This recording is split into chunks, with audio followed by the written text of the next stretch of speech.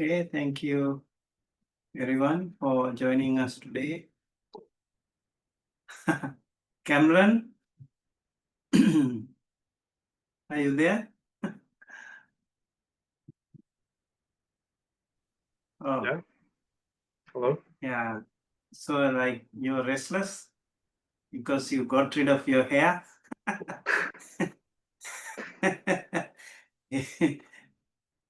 You look like a monk now.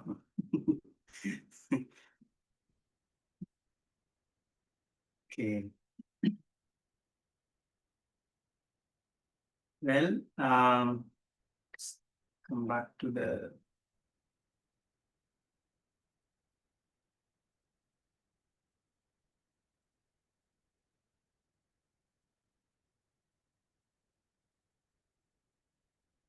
Buddhist perspective on morality and ethics. So, in this class, I would like to discuss about different types of sila or morality. We do have Pancha Sila or 5 precepts, and we have Atta Sila or Ashta Sila, Shila in Sanskrit. So it is 8 precepts, and Dasa Sila or Dasa Shila, that is 10 precepts. And then for bhikkhus and bhikkhunis, we have large number of Vinaya rules. Then you probably also are aware of this Noble Eightfold Path. In that ethical dimension, we have right speech, Samma Vacha, then that is truthful, kind, beneficial, and timely speech, avoiding lies, slander, harsh words, idle chatter. Then we have right action, Samma Kammanta, actions rooted in compassion, avoiding killing, stealing, sexual misconduct. Then right livelihood, Samma Ajiva. This is like earning a living without harming beings, avoiding trades in weapons, living beings, meat, intoxicants, and poisons. We will also learn about some more ethical and spiritual teachings. Probably today we will also discuss some suttas like Brahmajala Sutta, Ambalattika Rahulovada Sutta, which are directly related to the topic. And also, I'm not sure if we have enough time to discuss Visuddhimagga, but I think I have prepared a summary of Brahmajala Sutta with different types of different categories of sila. So probably we could go with that. And today, for example, when we were sitting for meditation, you already had sila, right? What was the sila you had? You had the sila like bodily and verbal restraint. You had that today. That's a very important bodily and verbal restraint is an integral part of sila. Over here you can see the overview of ethical and spiritual teachings in Buddhism. We have different types of morality. And this is also very important in Buddhism, how important it is to have this understanding of Buddhism.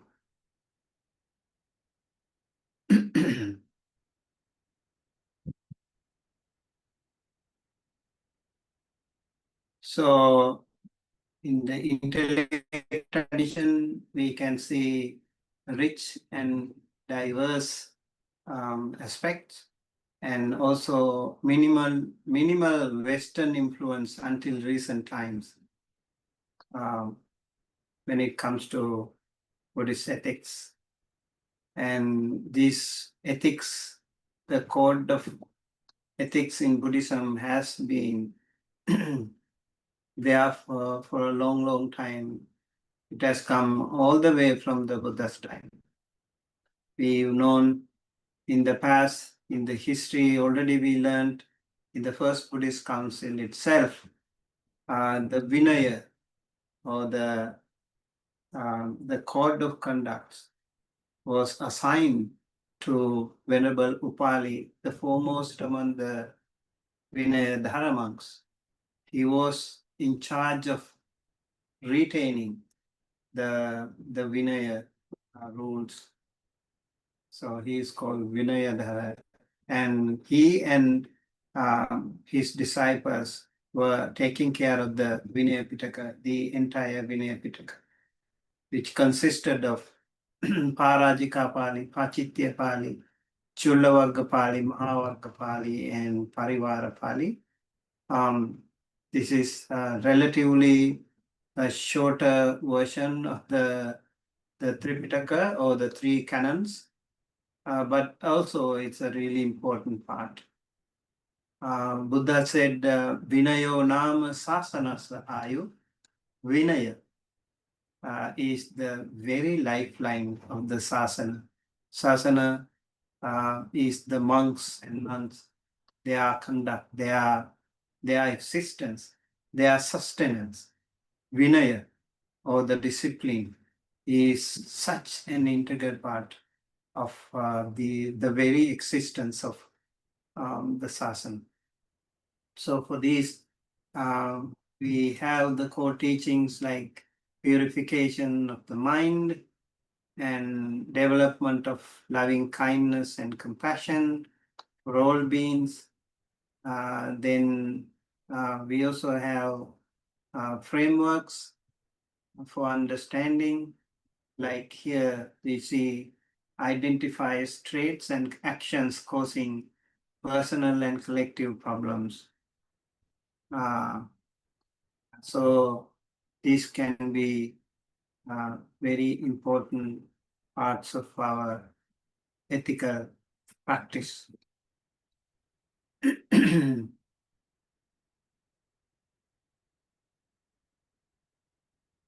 Okay. Do you think in the Western society you also have ethics? If then, what is it?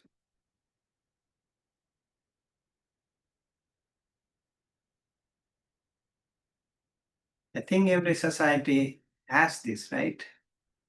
You also have work ethics. You have many areas. Sometimes very disciplined society we can see here too. Like a lot of people really want people who can really focus better, like deep work people who can focus better, longer. And they are the people who are actually hired with the best salary hikes. And in the world today, I recently heard there was a young man who was hired by Tesla. His salary was a whopping $2,400 million a year. So that's really amazing. That's about AI experts, a young man of 26 years or 28 years, if I'm not mistaken. Did you hear about that? Yeah, so they also actually need that. They also have this discipline. They think of this discipline. Everyone really focus on these things. So um, basically, it is the physical and verbal restraint according to Buddhism. In Sanskrit, there is a beautiful shloka. It says, "Vidya dadati vinayan, vinayadhyati patratam, patratva dhanam apnoti, dhanat dharmam tatah sukham." Sorry, it just came to me. I could not make a note of it here. So vidya means the knowledge. Knowledge gives you the vinaya, the discipline. Vinayad. So the discipline is not only like feeding the brain, it's the balance, the very balance of the triple H, head, heart, and the hands. So the balance between all these aspects, that is the whole person education in the Eastern context. And then Vinayadhyati Patratam, when you become a Vinaya person or the disciplined person, you will be respected by the society. You will be subject to respect by everyone around. So Vinaya, that discipline is a really important key aspect of life achievements, accomplishments. And then it will go all the way up. Patratva dhanam mapnoti. So when you have the vinaya, when you are respected, when you have name and fame, everyone will invite you to teach, to talk, maybe for TED Talks or whatever, so different skills. You will be respected by the society, by the world at large, and then you will get a lot of money. When you have name and fame with good discipline, you will also be accomplished with wealth. Vinayatyati patratam patratva dhanang dhana dharmang tata sukha. Now, this is the most important thing. Like, this is why we need to have the vinaya, the discipline. So dhana dharmam. So from when you become a well accomplished person with lot of wealth under you, then you will also go to the dharma. Because if you are very rich and if you don't know how to control it, and then you might actually do many crazy things. So over here, people, when they have a lot of money with the discipline as the very foundation, then they can also become like they will go to dharma. They will become righteous people. Probably if they have a lot of money, they will live comfortably, yes, and they will take care of their family and friends and relatives, yes, but they will also help others who are in need of it, and they will do good things. They will be good and they will do good. This is because of the vinaya, the discipline that they have. And dhanat dharmang tatah sukhang. Because of that, they will also have sukha, the comfort, the happiness, the peace. So these are all interconnected, mutually helpful to each other. Very important teaching. I I think in Sanskrit we also have such wonderful teachings. So uh, again, the sila, how important it is to have that vinaya and to purify the mind, and also to identify traits and actions causing personal and collective problems, and to see the qualities and actions that really alleviate suffering eventually. Then we also have the path of practice here. Initial commitment to moral discipline, really important. Adherence to rules that forbid destructive actions. So when you have discipline, like there are so many stories about how monks in the past have been very concerned about their discipline. I think a very famous Zen story, as you must have heard already, there were two monks, the master and his disciples. When they were walking along a forest, they had to cross a river, and then there was a young lady who was scared of um, crossing the river all by herself. And the elderly senior monk, the master, he did not have any hesitation of helping the woman. He helped the woman across the river, and so he kept walking after that. And all the time, the young monk was very, very concerned. He was very upset about the action of the master.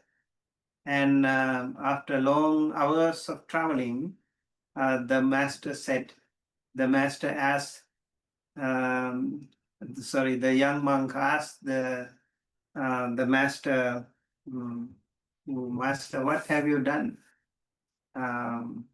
What happened?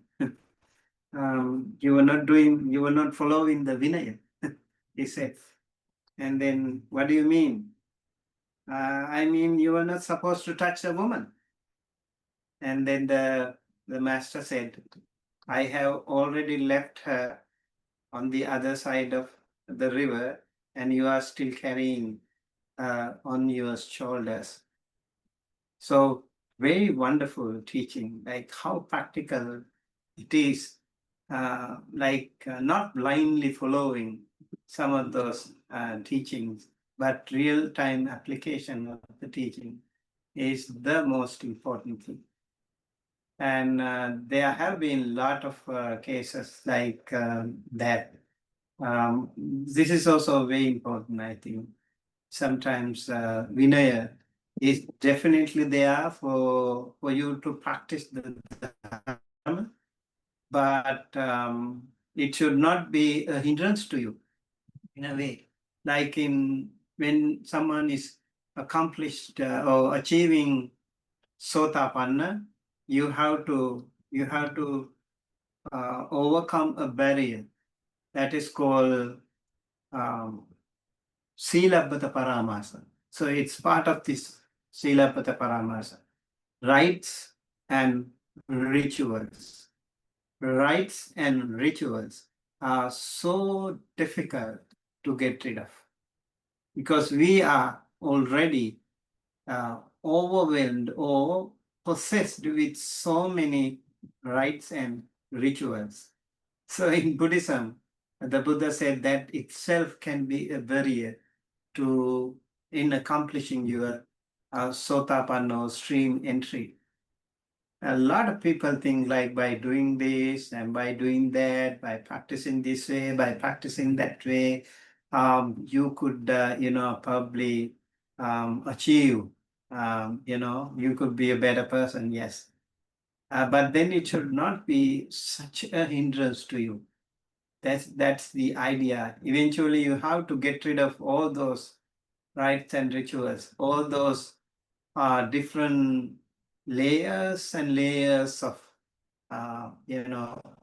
different practices that are actually hindering our path. So this initial commitment to moral discipline is important, and adherence to rules that forbid destructive actions are important.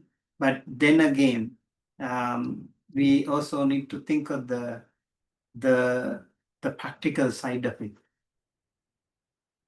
In advanced practice, transcendence of rules with high spiritual development, spontaneous action for the benefit of others, they are really, really important.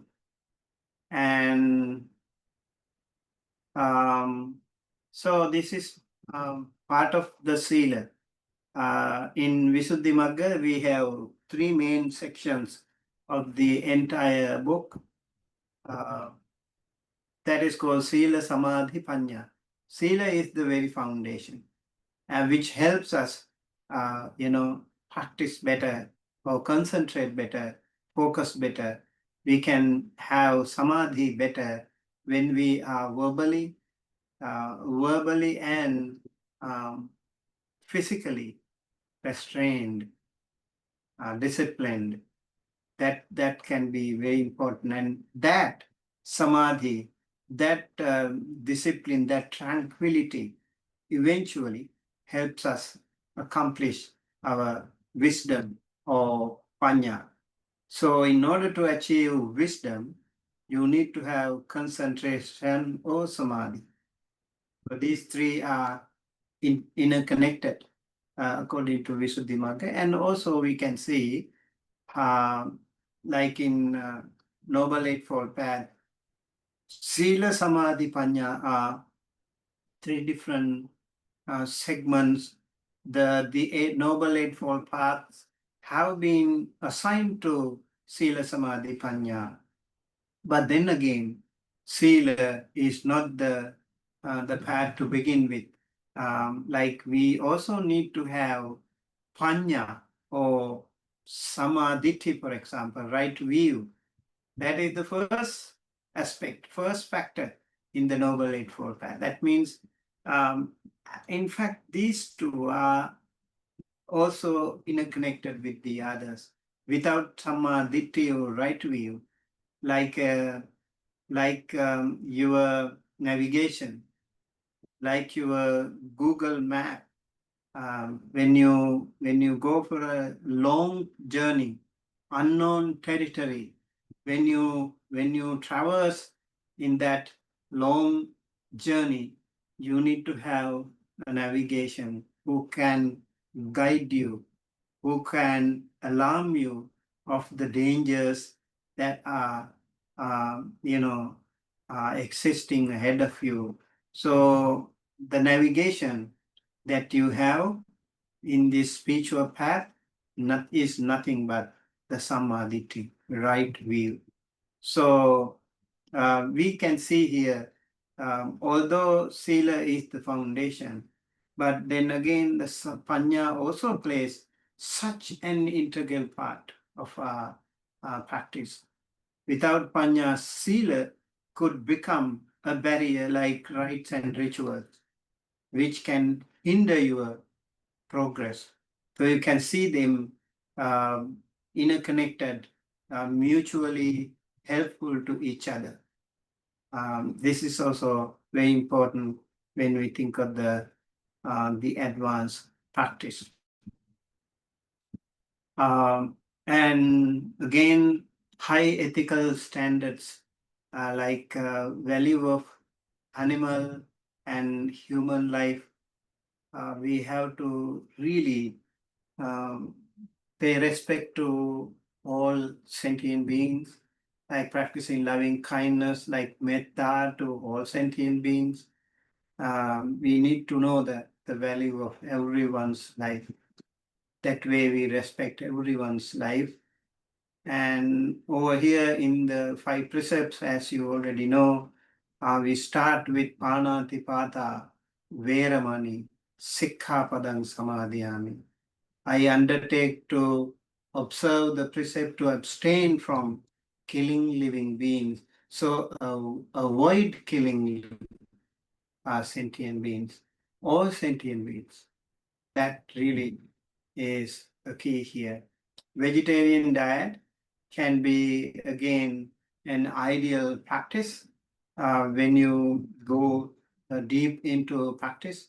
But then again, in Buddhism, we also have to be practical at times. Like Tibetan monks, Dalai Lama, and so many monks in India. They live in very rugged area, mountain full of snow and very harsh weather conditions for vegetables to grow. And people in coastal areas, for example, countries like Thailand, Myanmar, and Sri Lanka. We do have ocean everywhere, and people live in the coastal areas. They live, they live with this fishing as their mainstream livelihood.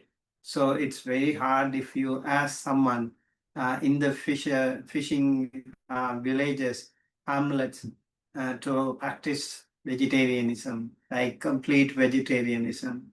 If you ask them, you can't be a Buddhist if you are a fisherman. That will be like complete no-no to them. So I think like Buddha's middle path can come to rescue in this case as well. Like it takes a while, you need to first open the door for them and let them practice, let them see, let them feel the vibe, and let them absorb the wholesomeness in the practice first, and let the time address the rest. And hopefully one day they will feel enough of it, and they might probably find a better, different lifestyle, livelihood. But those people who are, able to find a better job, a better profession, they can also think of from the beginning. Um, Definitely, renounce violence is important. We can practice violence, and it's also very hard for us to practice violence and become a Buddhist. But then again, I think we also there are, like, if we ask people to practice five precepts is just five, but these five can be so overwhelming. You can see like the the the length and breadth of five precepts. It could cover up the entire code of discipline, entire ethical code in Buddhism. So five precepts should not be taken so lightly. Some people could, practice the first precept, for example. Some people would find the last precept more difficult, like drinks and alcohols. So still, I think we should allow them to practice and let them also practice, and let them feel the good vibe. Let them progress in their practice, and eventually they might be able to come out of their bad habit. So habits again is a problem. Bad habits can be a problem. So live in harmony with nature, again, is part of Buddhist practice. These are all related to ethical standards. Then real world challenges, situations where violence or killing may seem unavoidable. So there could be things like, as I mentioned, uh, like the fisherman's life, and hunters, for example. If that is their livelihood, it will be difficult. to avoid right away. But then they should slowly and gradually practice. For example, let's say like um, you practice smoking, you have a habit of smoking. Last time when I went to Italy, I saw a lot of Italians. They have they make their cigarettes all by themselves. They have everything in their pocket. Have you seen that? The Italians, they have that. So most of those people, I saw that when we were giving Dhamma talks to them, they were like making cigarettes and they were like smoking.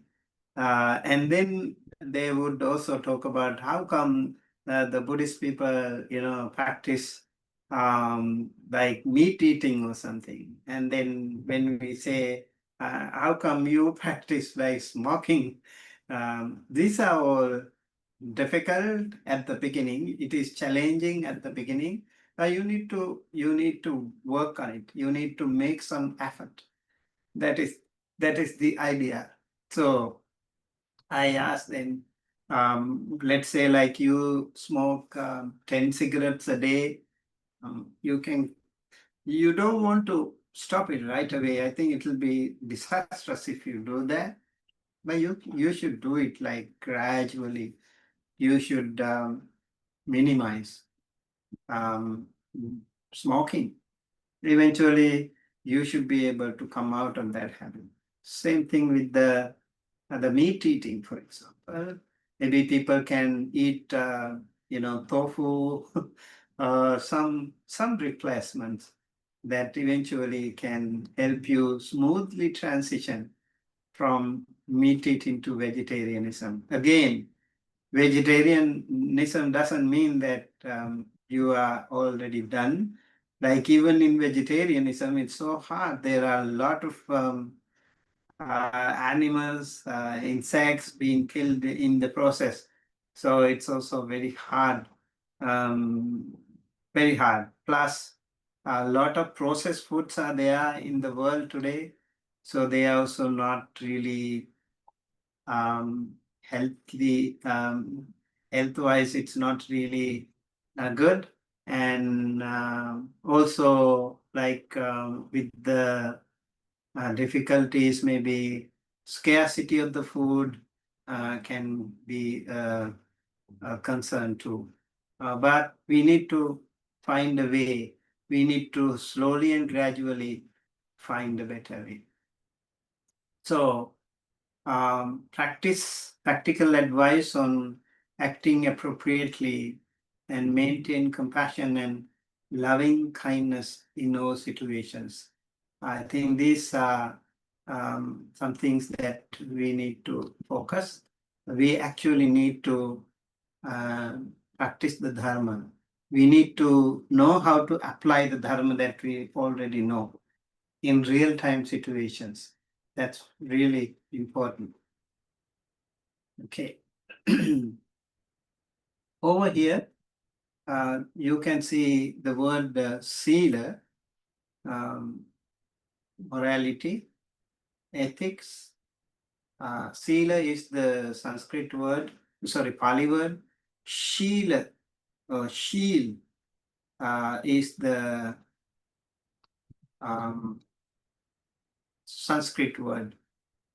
Venerable, do you know the word for Tibetan? Like, what is the word in Tibet for Shila? Or do you use the same Sheila? Can you unmute and say if you have a different term in Tibet for Tibetan Sheila? called Tibetan may be called the Domba. What is it? Domba. Tibetan called. Okay, could you please text it so the other people can learn?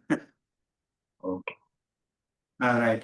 I would also like to ask people, we have new in Thailand and also Vietnamese. What is the word in your language? Venerable Vijita, you can also write the Sinhala word. Yeah,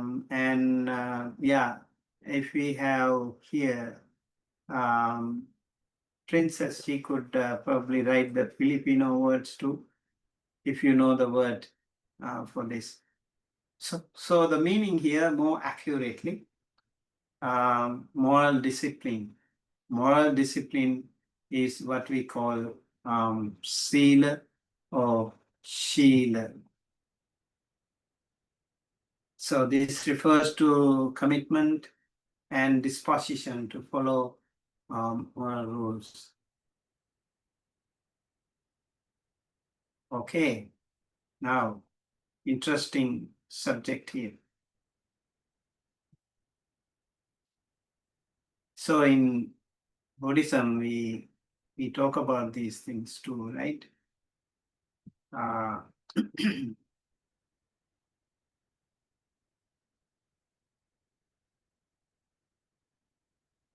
In the Buddhist cosmology, we have different realms of existence, reflect varying levels of suffering and happiness.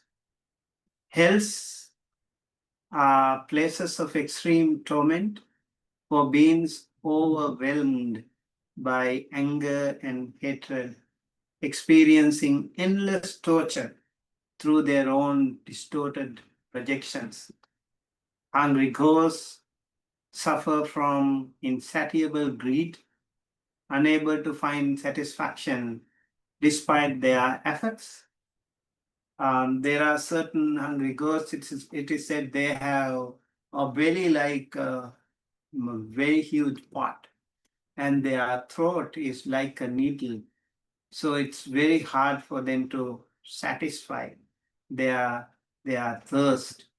They always feel hungry and thirsty. And certain hungry goats, it is said, even though they live by the side of the rivers, they can't really drink water. They can't really drink water from there because the water turns fire when they go there.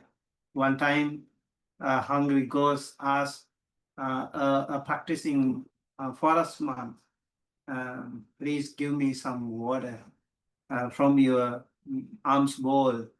And the monk asked, there is water enough in the river. Why don't you go take yourself? And the hungry ghost said, whenever I go there, my bad karma was such, and the water turns to fire. So it becomes like lava.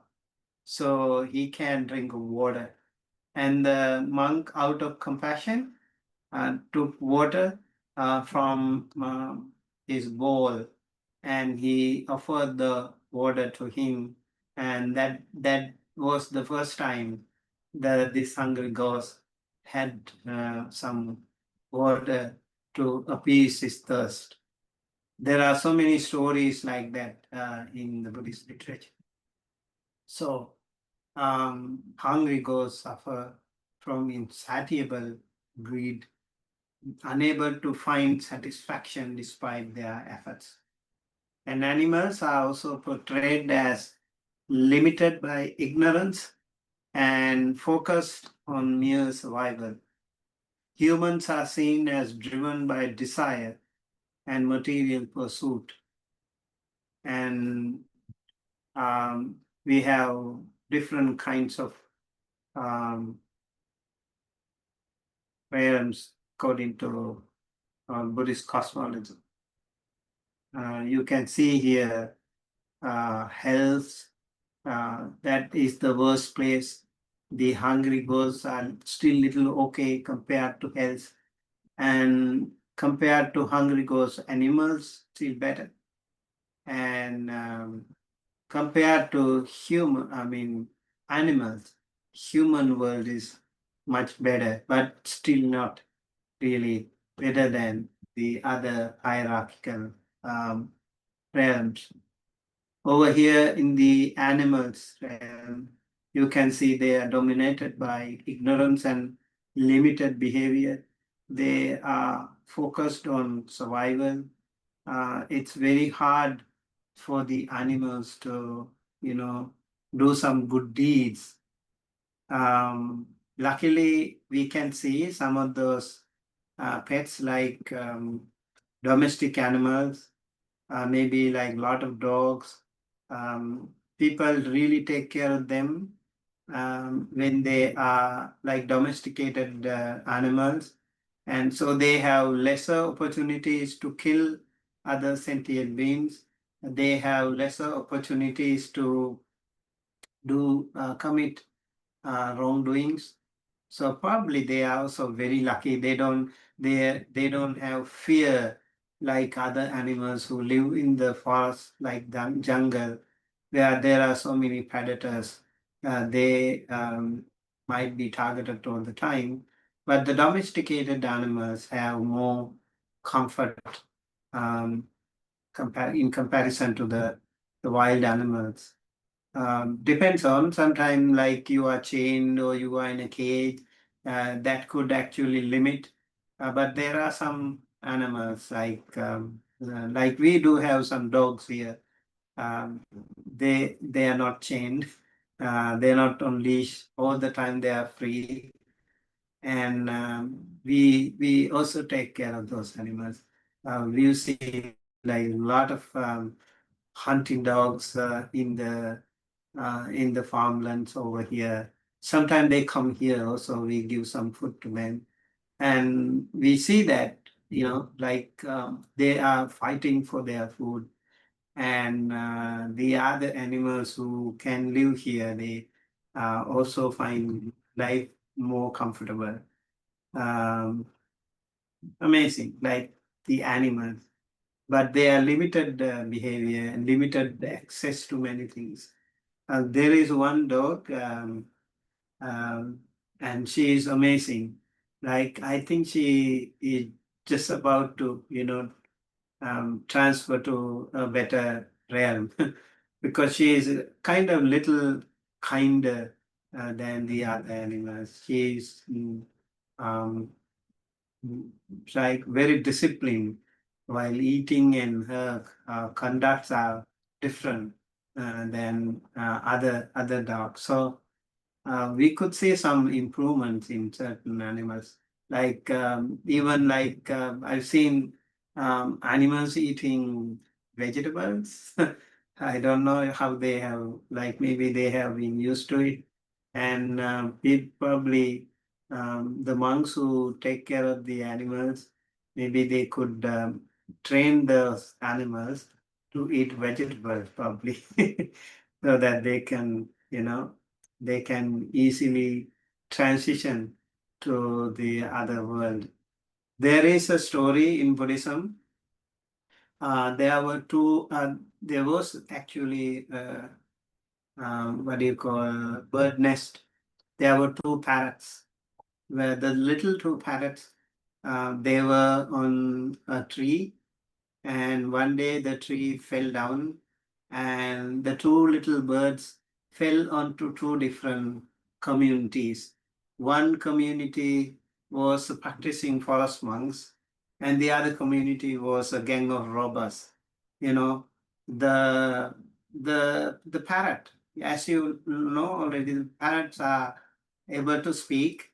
So the parrot with the monk, the monks, he learns how to speak nice words. When somebody comes, he would say like welcome or nice greetings. While the parrot with the robbers, he would like use some abusive language. So even with the association, good and bad association, even the animals' behavior could be different. Yeah, so interesting. Like luckily, human realm is very different. In the human realm, we have so many opportunities to do good things. But it is like I've seen. Um, um, a post, social media post one day, like the human realm, or you as a human being in the middle of the realm, and there is one story upstairs and the other story downstairs. So you need to decide where to go, which way to go. So upstairs means like heavenly realms, and downstairs means the hell realms.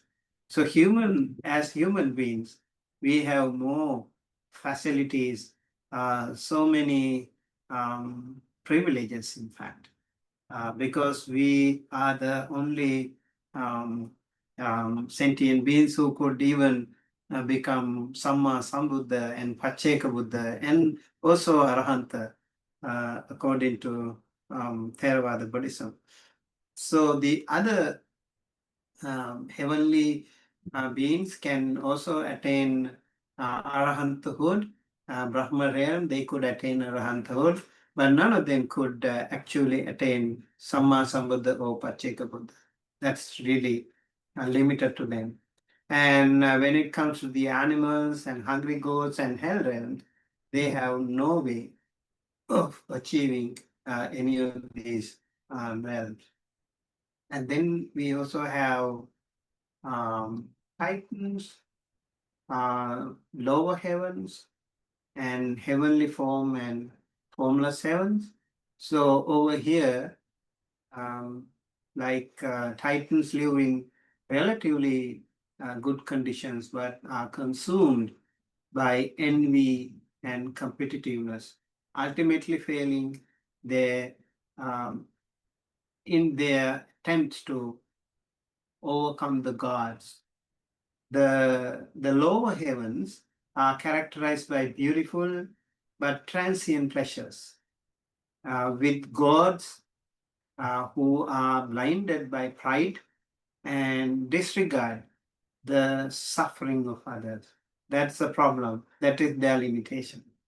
At the top of existence, gods in the heavens of form, these are like Brahma realms. And formless realm, again, like Rupa and Arupa, are Brahma realms.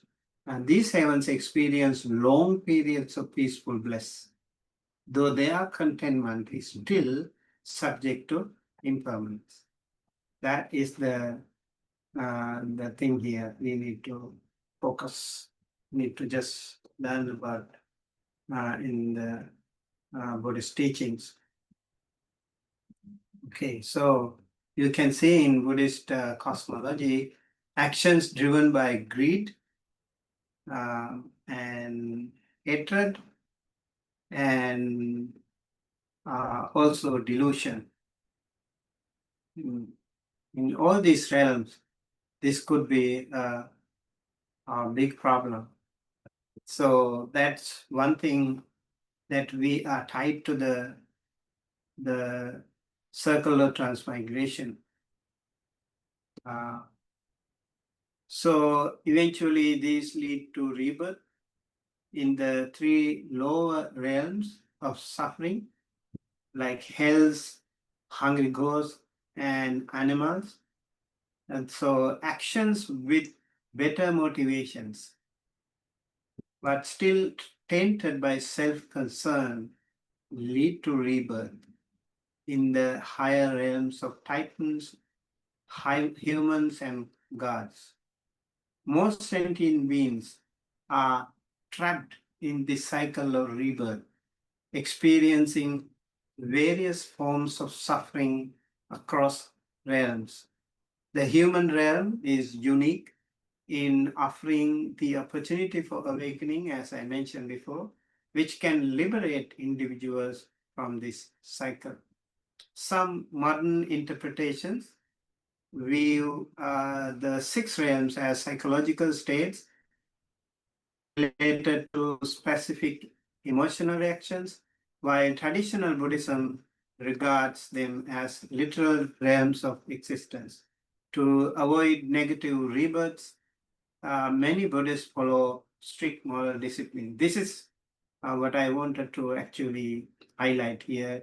When with regard to the moral discipline, we can avoid these lower realms. And with the help of the moral discipline, we can go higher in the we can be born in a better realm, so that in the sansaric existence we can live a better life. That is the idea here.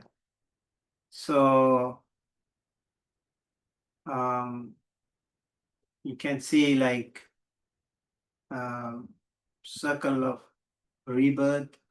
We are all trapped in this sansaric circle, and human realm offers the chance to better live better. So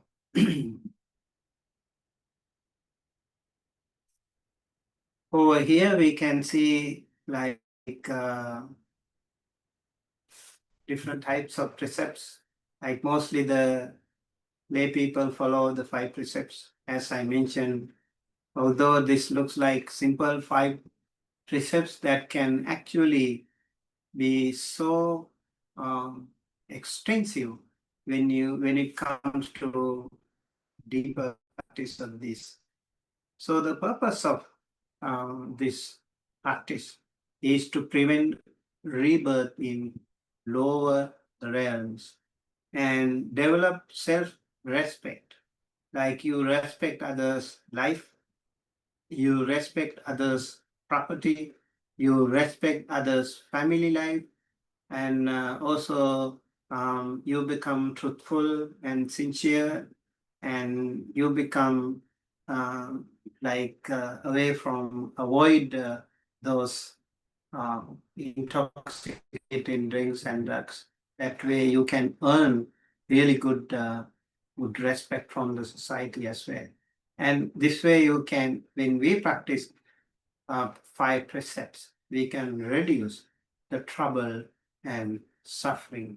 That's why it's so important to practice. Plus, if we are unable to accomplish those Magaphala, so Sotapanna, Sakadagami, Anagami, Arhan, the stream entry, the once returner, the non-returner, and the Arahant third, according to Theravada Buddhism, if you are not able to achieve any of these spiritual attainments, you still can be born in a better realm. You can avoid the lower realms.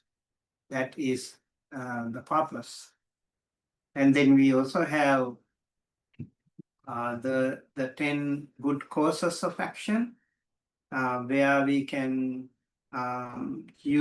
we can concentrate, we can focus on our 3 sense doors, like the bodily and the verbal and the mental realms, where we can restrain ourselves from doing wrong things. So over here we can see 10 bad causes of action, like taking life, stealing, sexual misconduct, lying, and divisive speech, harsh speech, idle chat, and then covetousness, malice, and wrong view. These 10 actions are committed through bodily, verbally, and mentally. So we need to focus on this. If we avoid these 10 bad actions, that we call dasa akusala, and the opposite of it is dasa kusala, the 10 wholesome actions. So the purpose here again, guide towards ethical behavior and promote spiritual development by avoiding harmful actions. So you become a wonderful practitioner. Simple, but these are how practical means to progress your spiritual path. The 3 mental states, we already have learned this before too, like Lobha, Dosa, Moha in Pali. And lobha, dvesha, and also moha, or in Sanskrit. So attraction, attachment, desire, and lust. And then aversion, anger, ill will, and hatred. These are all more or less the same family members. And then you can see indifference and ignorance. So when we have these things as the three root causes of all the actions, whenever we do something through bodily, verbally, and mentally, and we will be somehow, somewhere controlled by, overwhelmed by any of these three unwholesome states. So the opposite again is the what do you call alobha, adosa, amoha. So the alobha is the generosity, adosa is the loving kindness, and then amoha is the opposite of ignorance, is the wisdom. So these things are very important in practicing Sila. Okay, yeah. Let me come back to you now.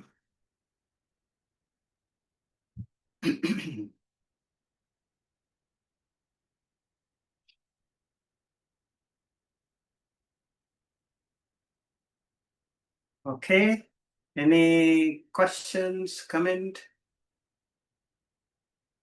How was it so far? Were you able to digest?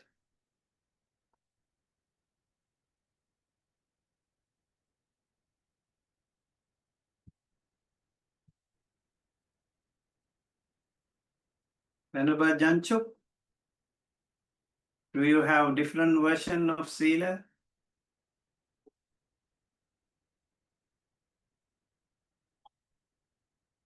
But you also have the same thing,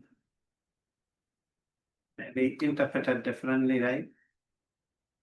Those people who maybe like those people who practice in Maba, they might also know a little bit different version. In the Mahayana tradition, you are welcome to share your wisdom with us.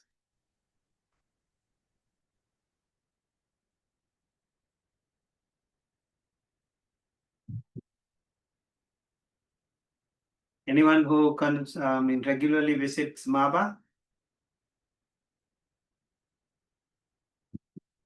I think it's usually the same with Mahayana. I don't see any differences. Okay, wonderful.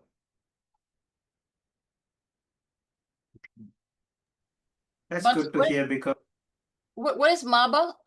I saw it at the top as an icon.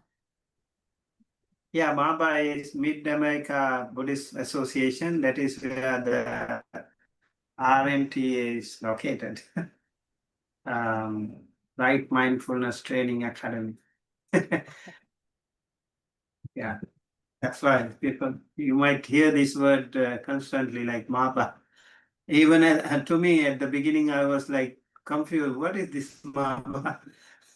Later on, only I knew that, oh, this is an organization. Yeah. Master Juru and Venerable Kongyang, they have started this, I think, Right Mindfulness Training Academy.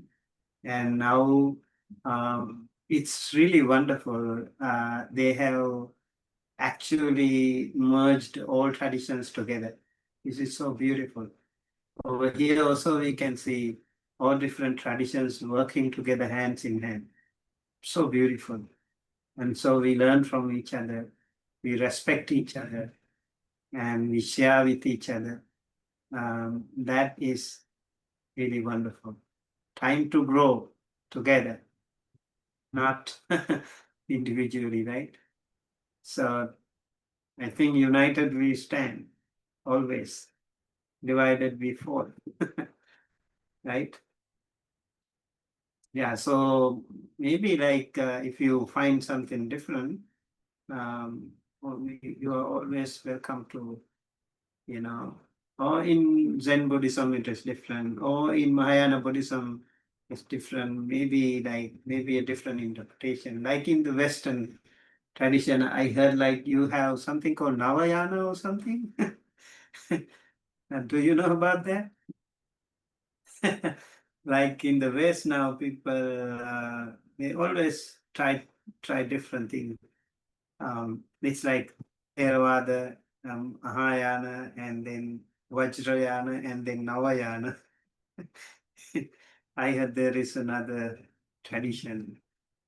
Probably some of you are aware of it. Yeah, but I also noticed like it's always better to come back to the origin, like even if you practice different traditions, like go back to this, maybe like if you're a Mahayana Buddhist or Theravada Buddhist, go back to each other, learn from each other, compare, and you might find some really wonderful, maybe the way they interpret or the way they practice can help each other so beautifully. Yeah. So some of them are like if you go to like other traditional countries, they are so amazing, very kind and very generous. You can see them like if you go to any of those countries. Also practice a lot of rites and rituals. You might feel like overwhelmed, but that's how they actually get rid of most of the trauma, the stress. We never heard that, stress, anxiety, depression, all these words in our countries some time back. Now we hear it like quite often. Like we hear also like mysterious diseases coming in all the time. So people who practice like simple lifestyle, they didn't have, they were very simple and humble and very down to earth.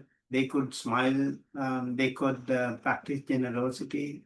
Um, that way they could help others. That way, you really live a very simple life. Um, Maybe when it comes to the West, it's different. But I also noticed, like here in the West, people are very, very good in practicing meditation. They really love meditation practice.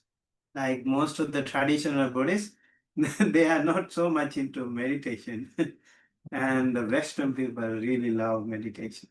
So I think I'll work with both sides, both parties. Like when I'm in the West Coast, California and other states, I work with the traditional Buddhists mostly. So my lifestyle is also different. And when I go to East Coast, like Empty Cloud and all, I constantly communicate and work with the Western community. So I see that I'm really privileged to have the exposure to both parties. I learn from them too a lot of things. Yeah. So mm, many things are there for us to learn from each other. Same thing with as a Theravada monk, I learned when I was in Sri Lanka. It's an island, so it's a small little island, and then I thought the Sri Lankan version of Buddhism is the topmost, and that is the best, and all the others are lower. So because you are in an island and you don't know about the other people or other traditions um, outside the ocean, and when you go out, when I went to India, I met so many like Chinese monks, Thai monks, Vietnam's monks and nuns, so many. And so I learned, wow, well, there are so many beautiful people out there too. And then I also attended some interfaith conferences. I met other like Christian faith, Islam, Hindu, and there I learned, oh wow, there are so many beautiful people elsewhere to cross traditions too. So I think the more we are exposed to others, the better your tradition becomes. You become a better Buddhist when you associate with the other, like Christians and Islams and other people. And when you become like, you can become a better Theravada monk when you associate with other Mahayana, Vajrayana, and other monks too, monks and nuns and other people. I think like learn from each other is part of the practice can happen like with the respect, mutual respect. That also should be a part of our sila. What do you think?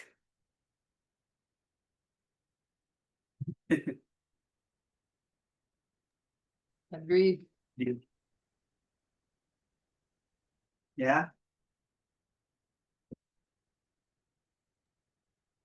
There's no an only way.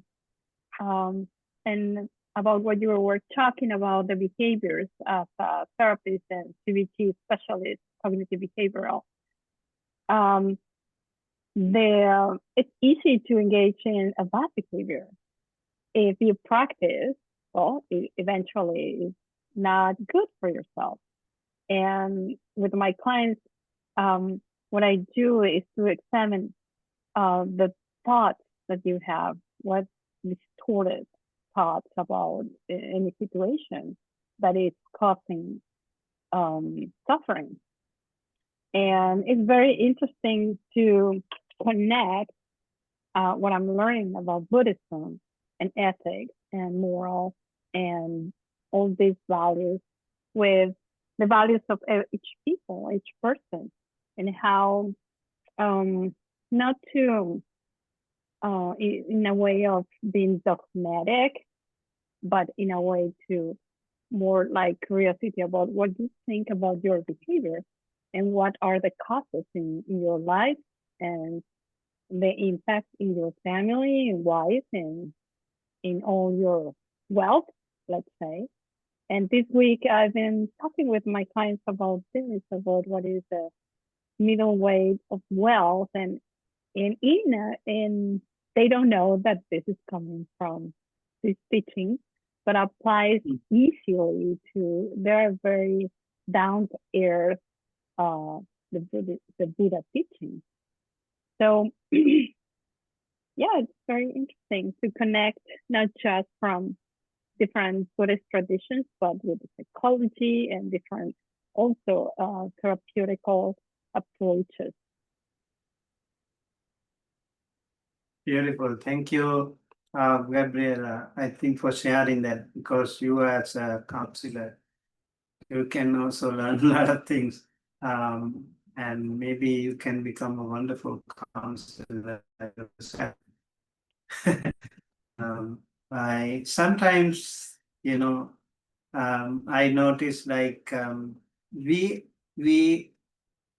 maybe somehow somewhere we humans we like to communicate with others, but we also are a little bit, confined to our own selves. We don't want to come out of our tradition. We don't want to come out of our community. We don't want to come out of our food culture. And I think like traditional Buddhist countries, they are very processed kind of their own practice. Let's say like Sri Lankan Buddhists, they feel more comfortable with Sri Lankan food, Sri Lankan rituals, and Sri Lankan monks, and even the Buddha statues. They are more comfortable with that. And when they see like a Thai Buddhist Buddha statue, or Thai culture, Burmese culture, or Burmese chanting, they're not comfortable with that. it takes a while. It takes a while for you to, respect them. How wonderful their chantings too.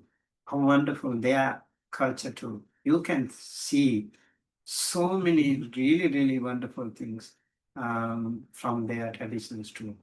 Vietnamese tradition, also so full of faith, very, very amazing, loving kindness, also practice generosity. We can see like other Taiwanese, Chinese, Vietnamese, Cambodian, Thai, Burmese, they all are so amazing. They have their own unique qualities uh, uh, among them too. So I noticed like when we talk to them, when we meet them, when we like, especially in the West, like in US, for example, I had the luxury of meeting so many different traditions. I'm really happy about that. How ever since we also have kind of expanded our territory of being a very Buddhist, you know, we could do that. That I think is really, really wonderful. And especially like here in the West, I noticed like traditional Buddhist temples, and let's say like Thai temple, and they conduct in Thai language. And if you conduct only in Thai language, and then the other people won't feel comfortable, right? You want to learn those beautiful traditions there, but they're not ready to open up. Then you don't feel comfortable. And if you go to Vietnamese temple, everything is in Vietnamese language. And then you don't, again, maybe the chanting is so beautiful. And they also are really wonderful people. But somehow, somewhere, they kind of miss that communication. They don't open up to the other. But somehow I knew, like not only in US but in other countries too, Sri Lankan monks somehow they have the mixture of, like in Italy, I saw Sri Lankan monks conducting their sermons both in Italy and Sinhala. So both traditions have the opportunity to practice. Over here, in France, in Germany, in other countries, so they somehow use both languages. Over here too, whenever we go to different functions, I notice Sri Lankan monks, they practice in both languages. I think that is very important. The elderly senior citizens, they feel like more comfortable with the Sinhala language. But then again, the children who are born here, they are not comfortable with that language. They don't understand Sinhala, they don't understand Pali chanting. And if you speak English to them, they feel comfortable. And that way they feel encouraged to come to temple. Otherwise, they just don't feel like coming to. So we see that we sometimes confine ourselves to different, like we have to come out of these limitations, and we have to embrace the others, open up for the others, so that other people will also feel more benefited. That is one thing that I noticed. When you are confined to certain traditions, it's hard if you stick to that only. As Gabriela said, there could be more ways than one. Maybe like your own practice of generosity can be multiplied when you see the other people's how they do it, how they practice generosity. Could be very different too. Okay. All right, friends. We maybe we need to take a break now, or you need to read a sutta before You need a break?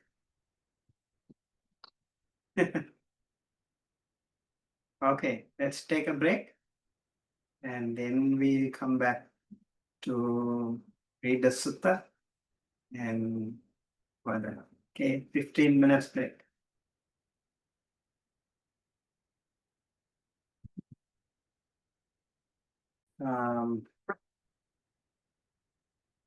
Buddhism and morality, Buddhist ethics and morality. And I would like to also bring your kind attention to some of the articles that I have prepared here.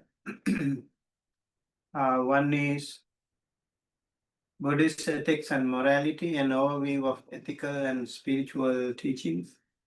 And then Buddhist cosmology and ethics, the six realms of existence, and also moral discipline and the path to liberation. And then there is another article, Ambalatikarahulovada Sutta, summary, paraphrase, and commentary, and Brahmajala Sutta and enhanced analysis. These articles have been prepared for this course, so hopefully you will find it more useful. Over here in the Ambalatika Rahulovada Sutta, this sutta, you can see the word Rahula, right? Rahula is the Buddha's son. Ovada is the advice. So advice to the Rahula. This is Majjhima Nikaya 61. In Majjhima Nikaya, there are middle length sayings. There are 152 suttas. The first 50 suttas is called, that segment is called Mula Pannasaka, the early 50 suttas.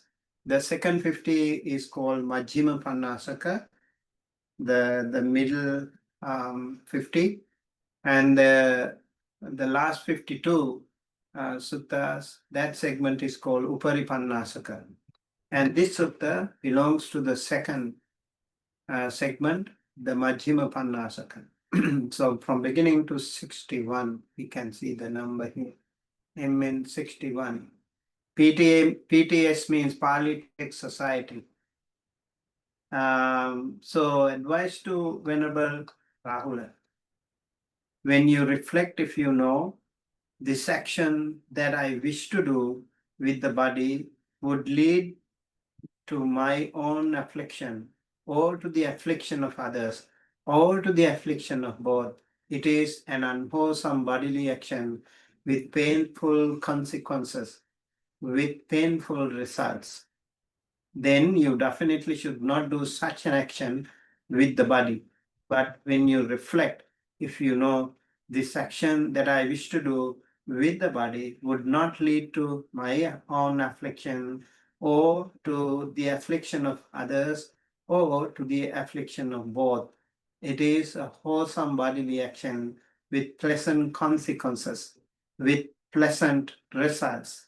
Then you may do such an action with the body. So this is a beautiful definition of what is good and what is bad, what is wholesome and what is unwholesome.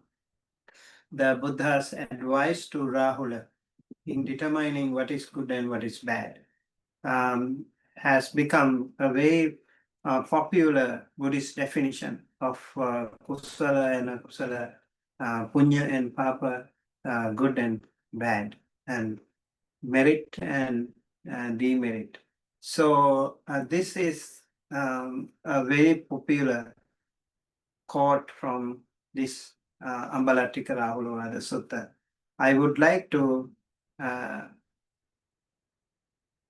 bring this sutta here so we can actually read the entire sutta.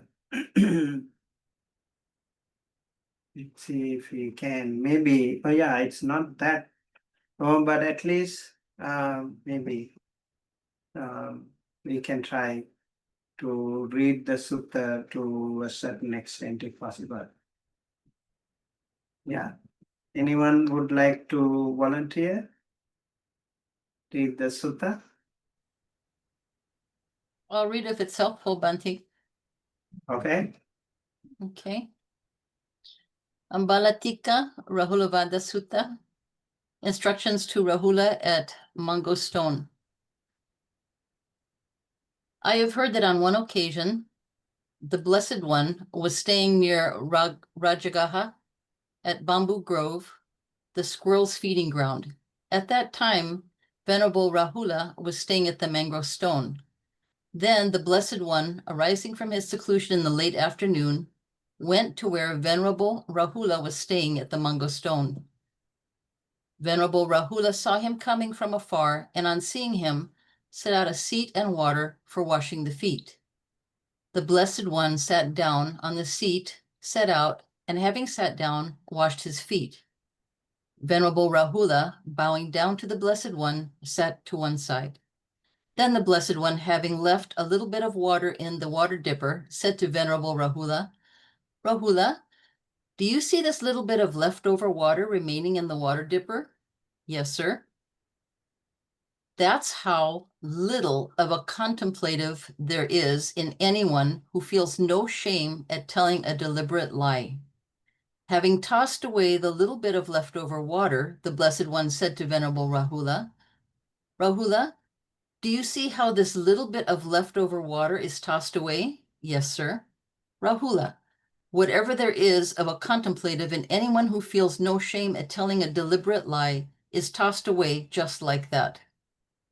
Having turned the water dipper upside down, the Blessed One said to Venerable Rahula, Rahula, do you see how this water dipper is turned upside down? Yes, sir.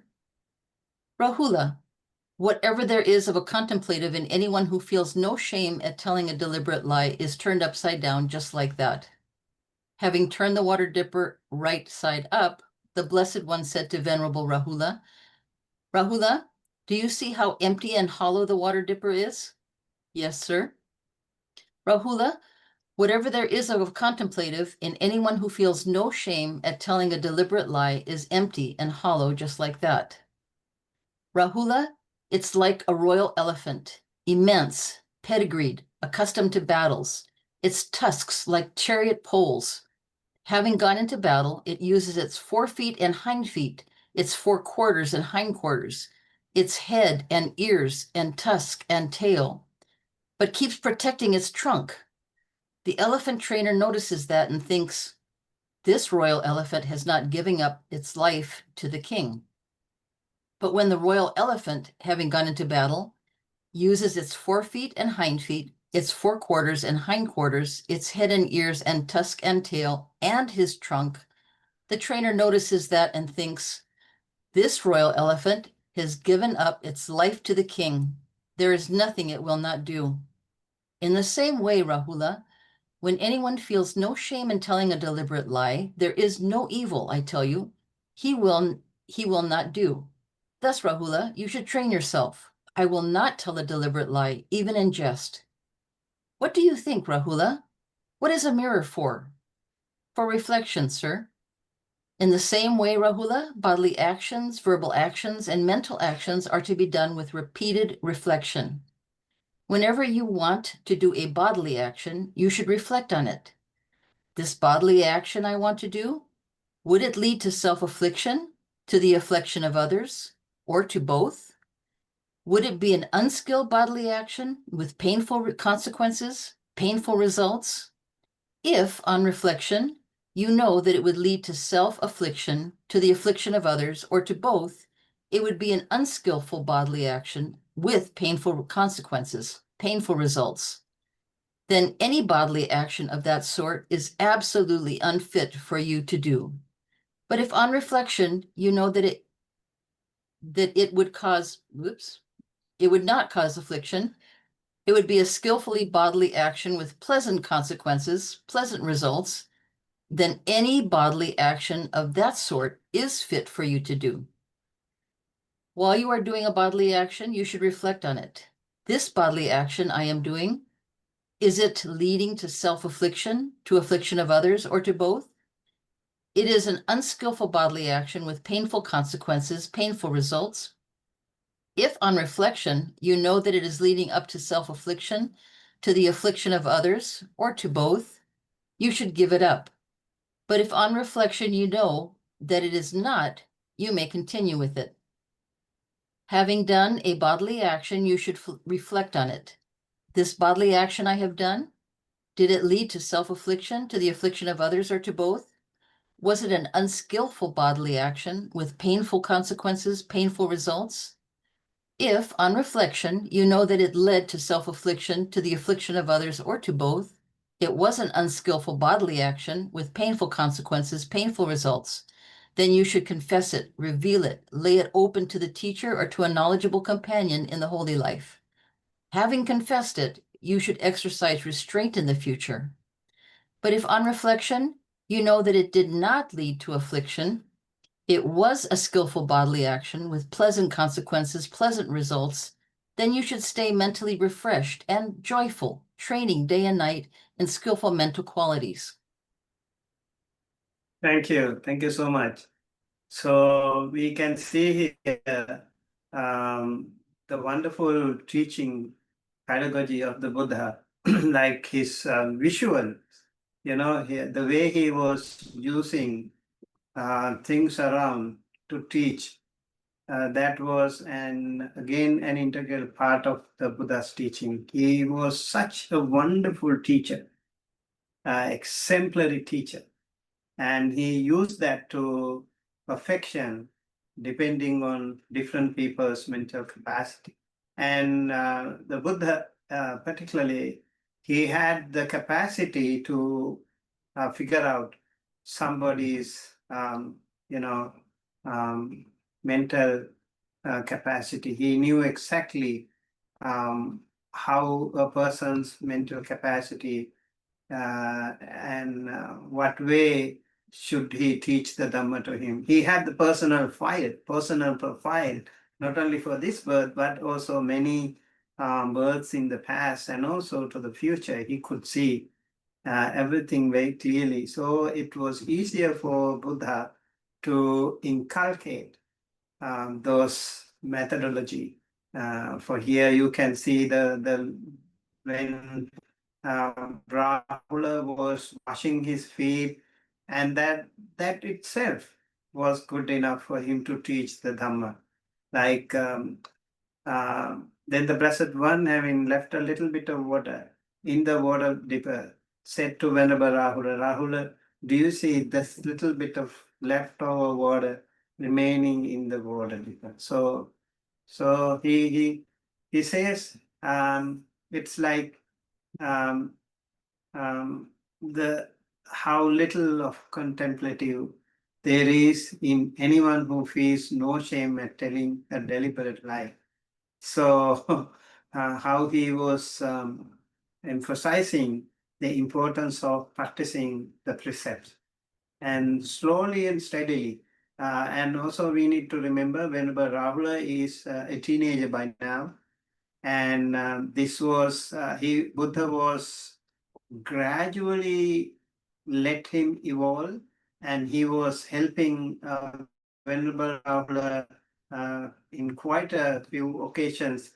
He was waiting for him to, blossom into a full bloom flower.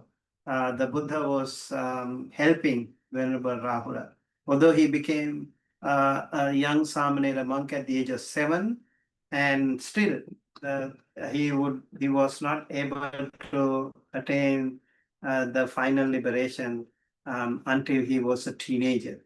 And over here too, like in the Buddha noticed that Venerable Rahula was sometimes, he was a young man, well-built, young, strong man. Now he also was comparing himself to the Buddha as his father, and he like bodily comparing himself, and he may be kind of having some doubts, some ignorance, some ego, or there were some difficulties. And when the Buddha noticed them, he slowly addressed these issues to him in many different ways. It is said, Venerable Rahula, as you can see here,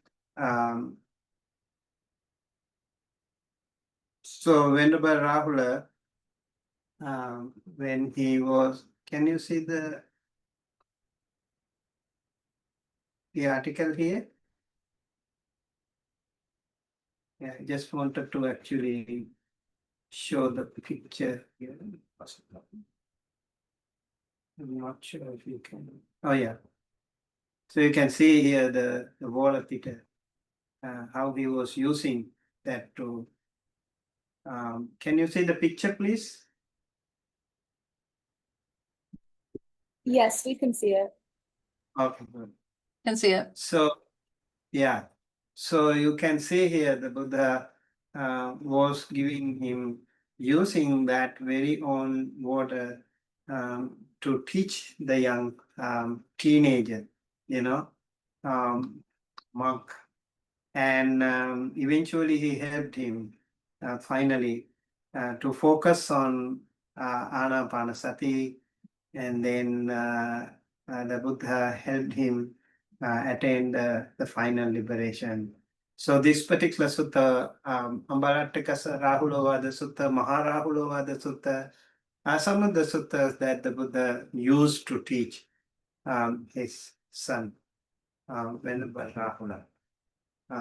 Very beautiful sutta. It is said Venerable Rahula, every single morning he took some dust to his hand and he would throw it to the sky, and he would wish for many advices as much as those dust particles.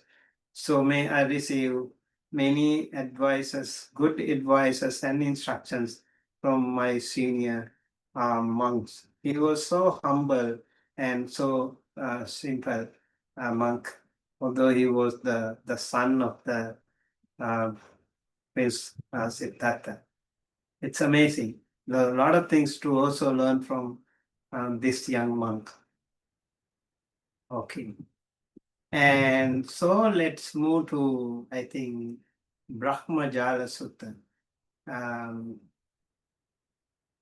Okay, although there are more things here in Sutta, but I think we just wanted to figure out the main course here about, young Rahula. Let's go to Brahmajala Sutta, the all-embracing net of views. Okay, I think we should focus on the analysis of virtue part. Can anyone please volunteer to read?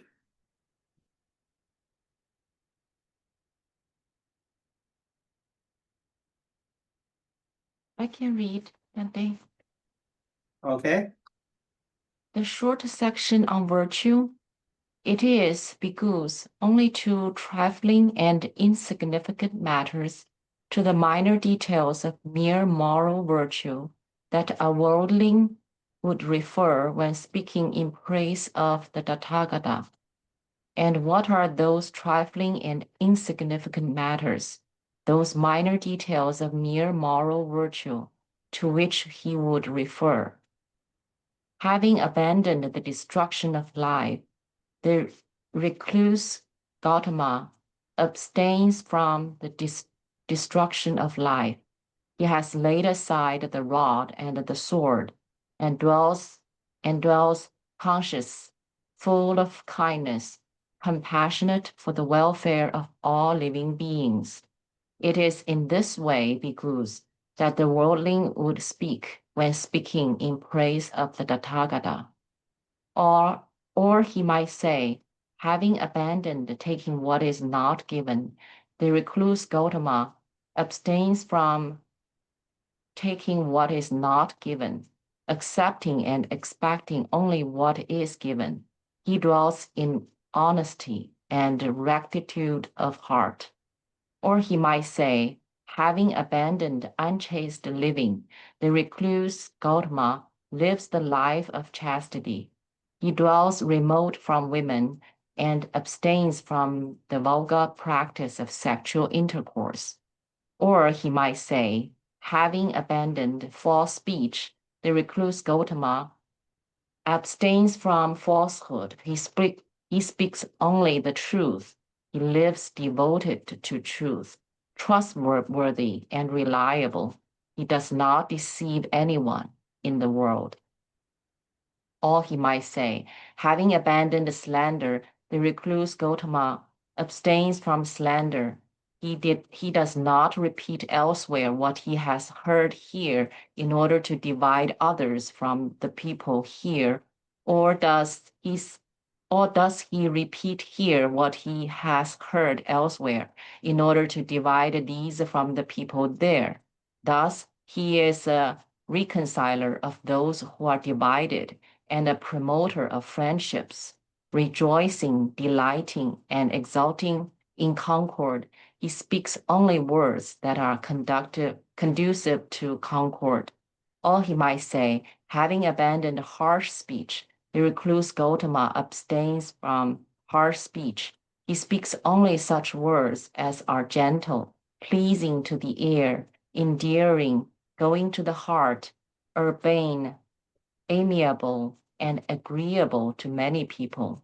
Or he might say, having abandoned idle chatter, the recluse Gautama abstains from idle chatter.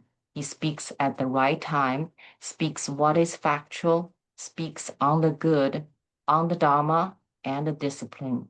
His words are worth treasuring. They are timely, backed by reason, definite, and connected with the good. Or he might say, the recluse Gautama abstains from damaging seed and plant life. He eats only in one part of the day, refraining from food at night and from eating at improper times. He abstains from dancing, singing, instrumental music, and witnessing unsuitable shows. He abstains from wearing garlands, embellishing himself with scents, and beautifying himself with unguents. He abstains from accepting gold and silver.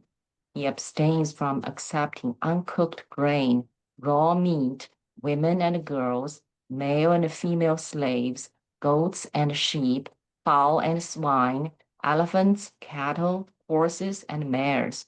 He abstains from accepting fields and lands. He abstains from running message and errands. He abstains from buying and selling, and from dealing with false weights, false metals, and false measures. He abstains from the crooked ways of bribery, deception, and fraud. He abstains from mutilating, executing, imprisoning, robbery, plunder, and violence. It is in this way, bhikkhus, that the worldling would speak when speaking in praise of the Tathagata. Thank you so much. Beautiful. So this explanation is about the Chula Sila, the shorter section of the Chula means smaller, Sila is the virtue. So three types of Silas are there. You can see already the 5 precepts along with so many other precepts, like more than 5 you can see the 8 precepts, and then more than 8 you can see even different ways, like accepting lands, accepting animals, like for example in those Asian countries, they have elephants and they have different animal horses, and so people out of respect, they might also offer these to the monks. And the Buddha, it is said here, he would not accept gold, silver, and animals, and whatever is, a hindrance to the path. Very, very interesting the way he was teaching. Let's go to the Majjhima Sila. Can somebody else please read this part?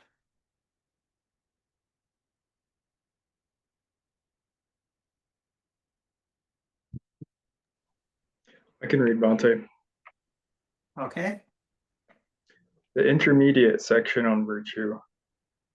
Or he might say, whereas some honorable recluses and Brahmins, while living on food offered by the faithful, continuously cause damage to seed and plant life, to plants propagated from roots, stems, joints, buddings, and seeds. The recluse Gautama abstains from damaging seed and plant life. Or he might say, whereas some honorable recluses and Brahmins, while living on food offered by the faithful, enjoy the use of stored up goods such as stored up food, drinks, garments, vehicles, bedding, scents, and cosmetibles. The recluse Gautama abstains from the use of stored up goods. Or he might say, whereas some honorable recluses and Brahmins, while living on food offered by the faithful, attend unsuitable shows such as shows featuring dancing, singing, or instrumental music, theatrical performances, narrations of legends, music played by hand clapping, cymbals, and drums, picture houses, acrobatic performances, combats of elephants, horses, buffaloes, bulls, goats, rams, cocks, and quails, stick fights, boxing and wrestling, sham fights, roll calls, battle arrays, and regimental reviews. The recluse Gautama abstains from attending such unsuitable shows. Or he might say, whereas some honorable recluses and Brahmins, while living on food offered by the faithful, indulge in the following games that are a basis for negligence. Atapada, a game played on an 8-row chessboard. Dasapada, a game played on a 10-row chessboard. Akasa, a game of the same type played by imagining a board in the air. Pariharapata, hopscotch. A diagram is drawn on the ground and one has to jump in the allowable space, avoiding the lines. Santika, spellicans, assembling the pieces in a pile, removing and returning them without disturbing the pile. Kalika, dice games. Gatika, hitting a short stick with a long stick. Salakahata, a game played by dipping the hand in paint or dye, striking the ground or a wall, and requiring the participants to show the figure of an elephant, a horse, etc. Aka, ball games. Panga chira,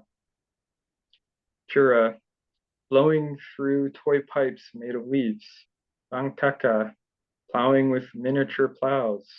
Mocha chica, turning somersaults. Chingulika, playing with paper windmills.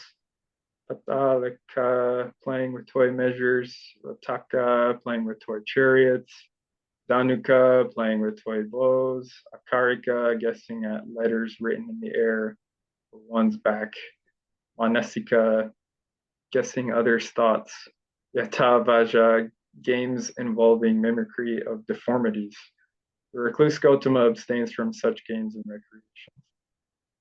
Or he might say, whereas some recluses and Brahmins, while living on food offered by the faithful, enjoy the use of high and luxurious beds and seats, such as spacious couches, thrones with animal figures carved on the supports, long-haired coverlets, multicolored patchwork coverlets, white woolen coverlets embroidered with flowers, quilts stuffed with cotton, woolen coverlets embroidered with animal figures, woolen coverlets with hair on both sides or on one side, bedspreads embroidered with gems, silk coverlets, dance hall carpets, elephant, horse or chariot rugs, rugs of antelope skins, choice spreads made of kadali deer hides, spreads with red awnings overhead, couches with red cushions for the head and feet. Recluse Gautama abstains from the use of such high and luxurious beds and seats. Or he might say, whereas some recluses and Brahmins, while living on the food offered by the faithful, enjoy the use of such devices for embellishing and beautifying themselves as the following: rubbing scented powders into the body, massaging with oils, bathing in perfumed water, kneading the limbs, mirrors, ointment, garlands, scents, unguents, face powders, makeup, bracelets, headbands, decorated walking sticks, ornamented medicine tubes, rapiers, sunshades, embroidered sandals, turbans, diadems, yak-tail whisks, and long fringed white robes. Recluse Gautama abstains from the use of such devices for embellishment and beautification.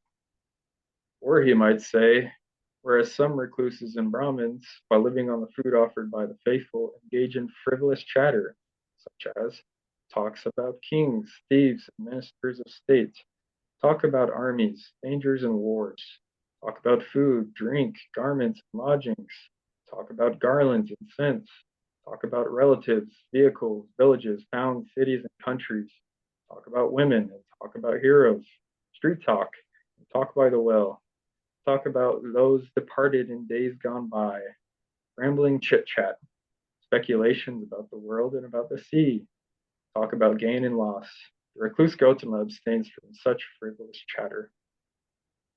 Or he might say, whereas some recluses and Brahmins, while living on the food offered by the faithful, engage in wrangling argumentation, saying to one another, "You don't understand this doctrine and discipline. I'm the one who understands this doctrine and discipline. How can you understand this doctrine and discipline? You're practicing the wrong way. I'm practicing the right way. I'm being consistent. You're being inconsistent. What should have been said first, you said last. What should have been said last, you said first.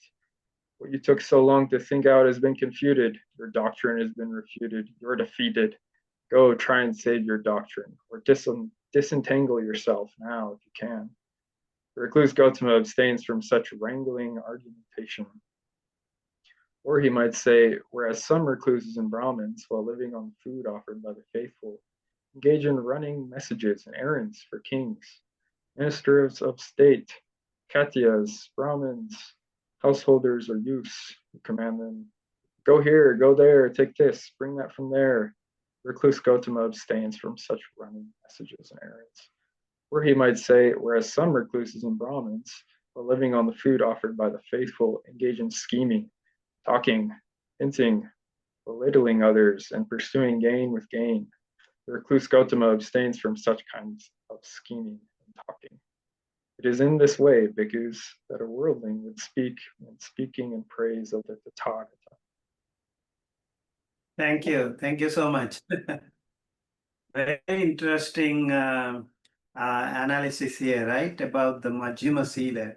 And also you can see all different kinds of games that were prevalent during the Buddha's time. Some of them are actually pretty long, like history. We can see some of the like games like chess or like horse riding or bullfights, and many things have been there. So also like I mentioned before, also like the different kinds of 32 kinds of talks that you should avoid.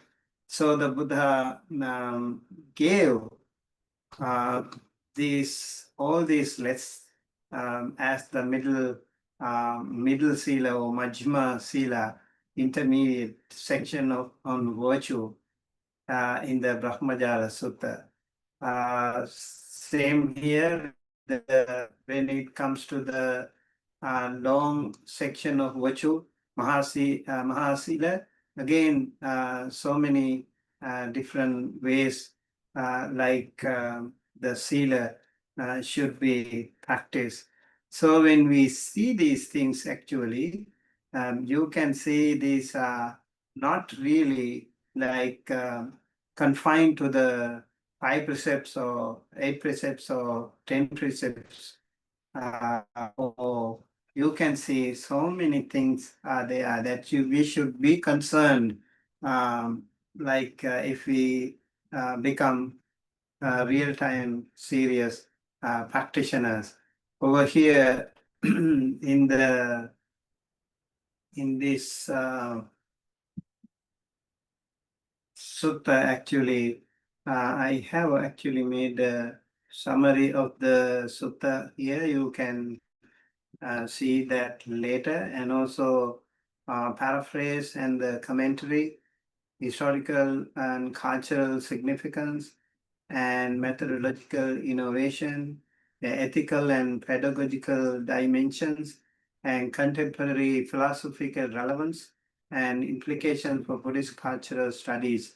And so this sutta, again, the first sutta of Digha Nikaya, Brahmajala Sutta, gives us a wonderful opportunity to see a different perspective of Buddhist teaching, Buddhism. Okay, so that being said, I would like to turn to you actually as a group chat. Maybe before that, Tyler, do you have a question? Yes, I do, Bante. So actually earlier when you asked in Mahayana, do we have any different silas? I remembered that we have the Bodhisattva precepts, and these are based on the same sutra. I've seen it translated in English as the Brahmanet Sutra, but I believe it's the same as this. So I was wondering, in Theravada, is there any ceremony where people take these precepts, or does that just happen in Mahayana? Well, we don't have like Bodhisattva vows as such.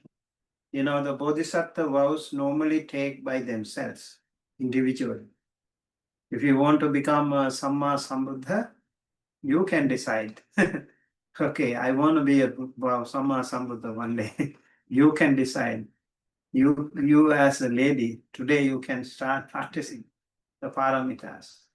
You can make a vow. Okay, how to do that? So like in the Brahmajala Sutta, the Brahmanet, that's the same thing.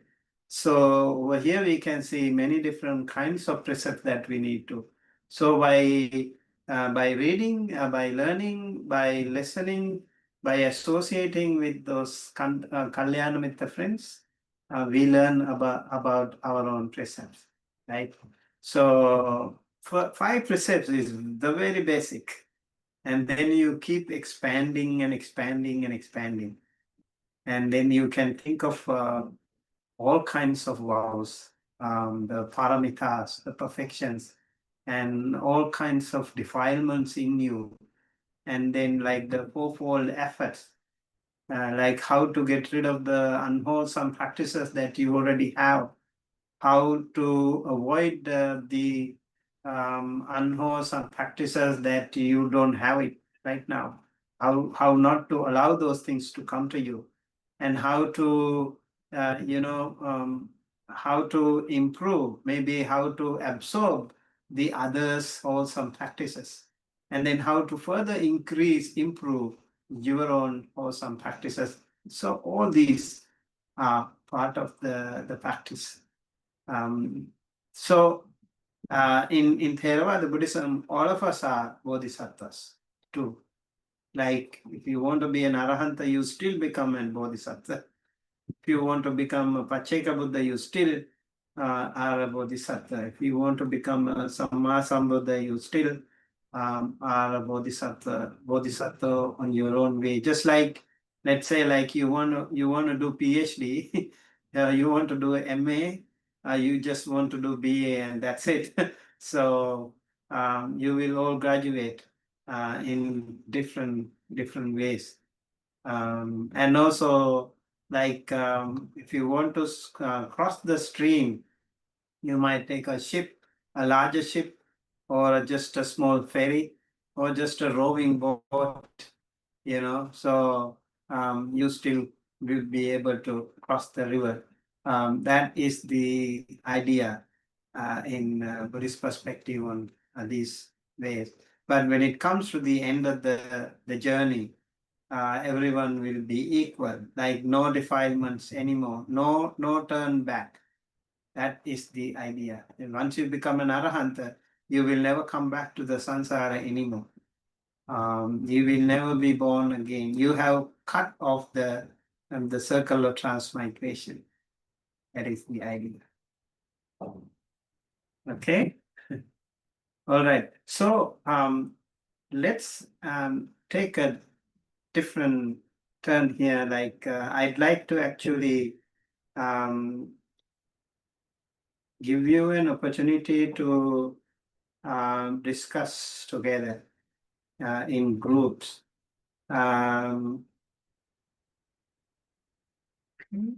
Gabriela, can I create rooms?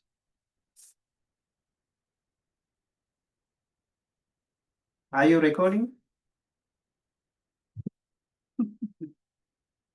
I want to create rooms. Don't know if that is possible.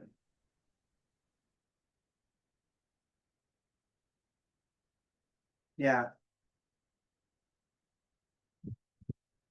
I don't have the option. It's create rooms.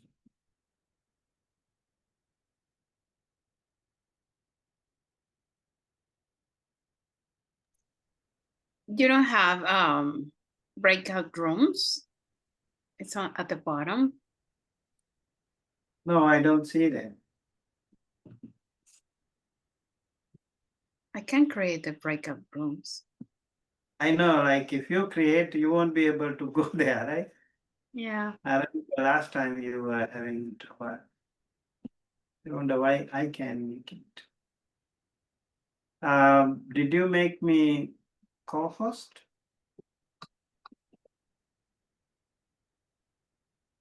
No, right?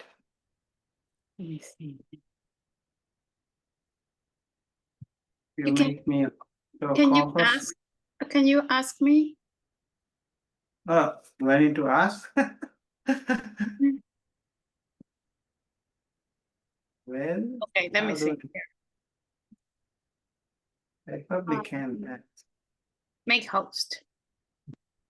You are. Yeah. All right. Now I see. Now I see. Okay. Okay. So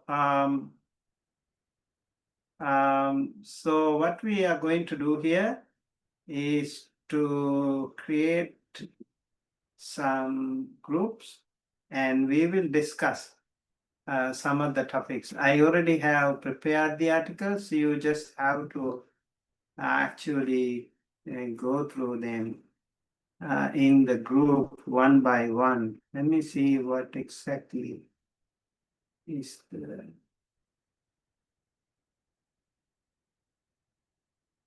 Okay, right here. Let's show it to you. And this is the group setting. Group 1, Buddhist ethics and morality and overview of ethical and spiritual teachings. We already discussed, so you just can go through this article and then you can come out. Over here, 15 minutes for reading and 15 minutes for reading and discussion, okay? Sorry, we don't have time, a lot of time.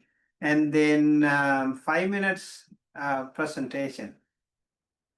So group 2, Buddhist cosmology and ethics, 6 realms of existence, moral discipline and the path to liberation. Again, Ambalatika Rahulovada Sutta. So let's go through these articles.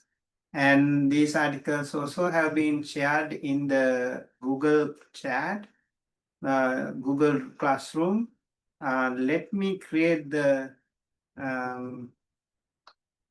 group now.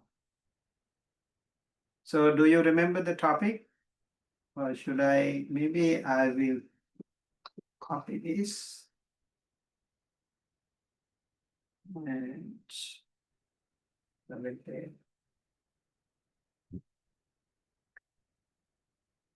please use this opportunity to discuss with your friends.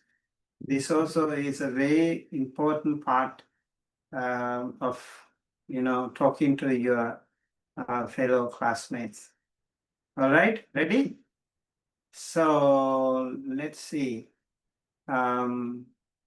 Tara, Bante Vijita, and Yusi in group 1.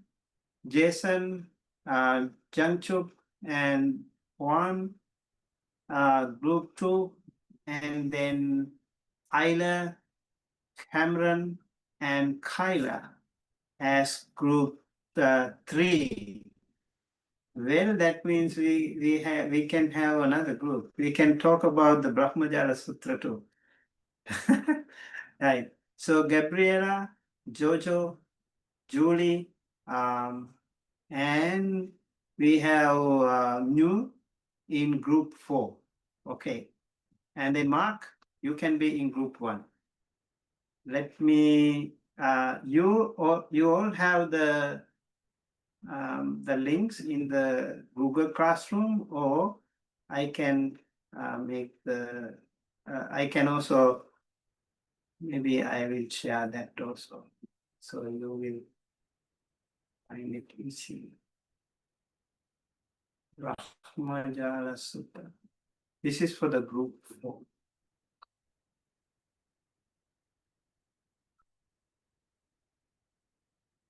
Yeah.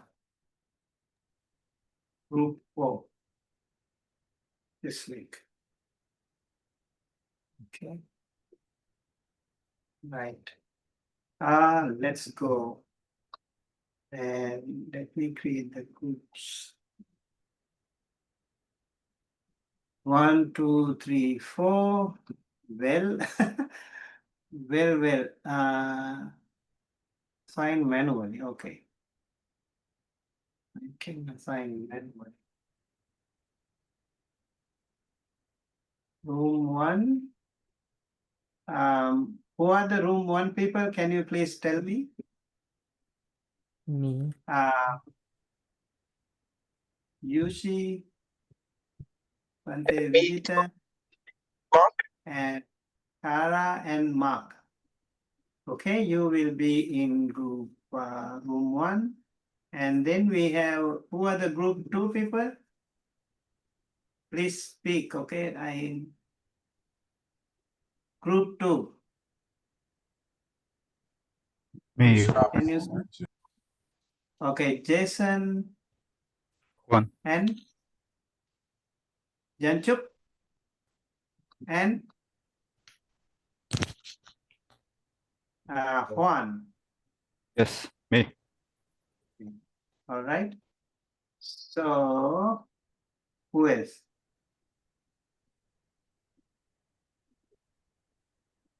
Okay. Next, we'll go to room number 3. I was in group Who are 3. Yeah. Okay. I don't see you guys, so I see Kaila's one. Cameron, Yes. Ayla, where are you? Yes, and me, Eiler, group 3.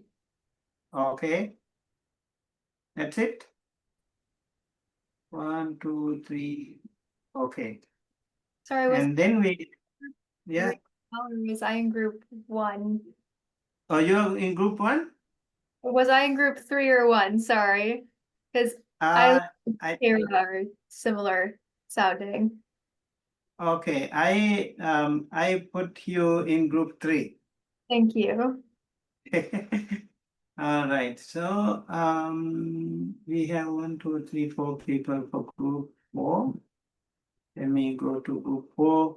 Gabriela, Jojo, Julie, and you. Okay, can you find the link, or do you want me to send the link again here? Is the link just the sutta itself or something different? No, that's the article in the, okay. Let me actually share the links. They are different articles, okay? So one is, this is group 1.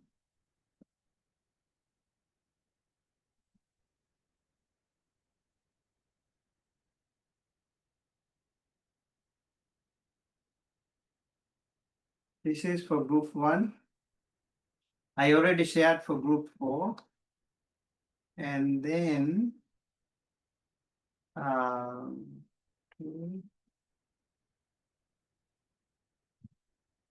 This one is for group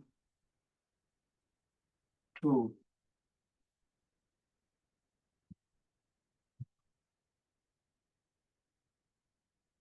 All right. And then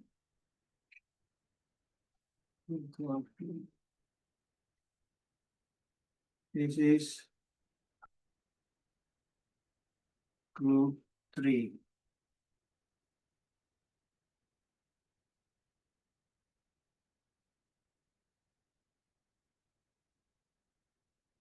Okay, so you can see group 1, 2, 3 and group 4 before.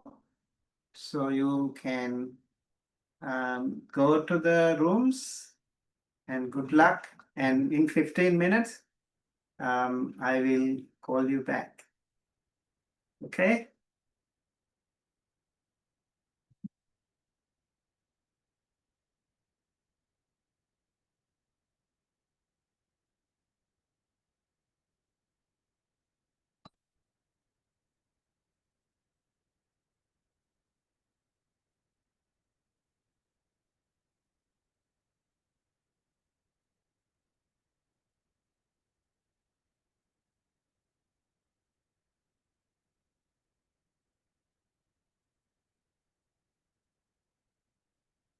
Jojo, can you join the room?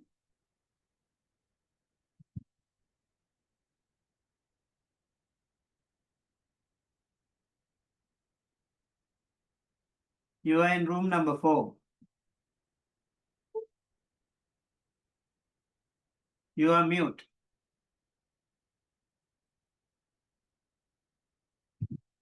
I can move. I can move. Oh, I can't move to room number 4. You are in room number 4. Can you join? You are mute.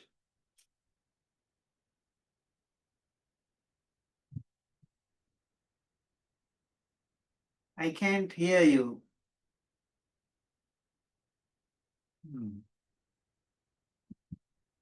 Jojo?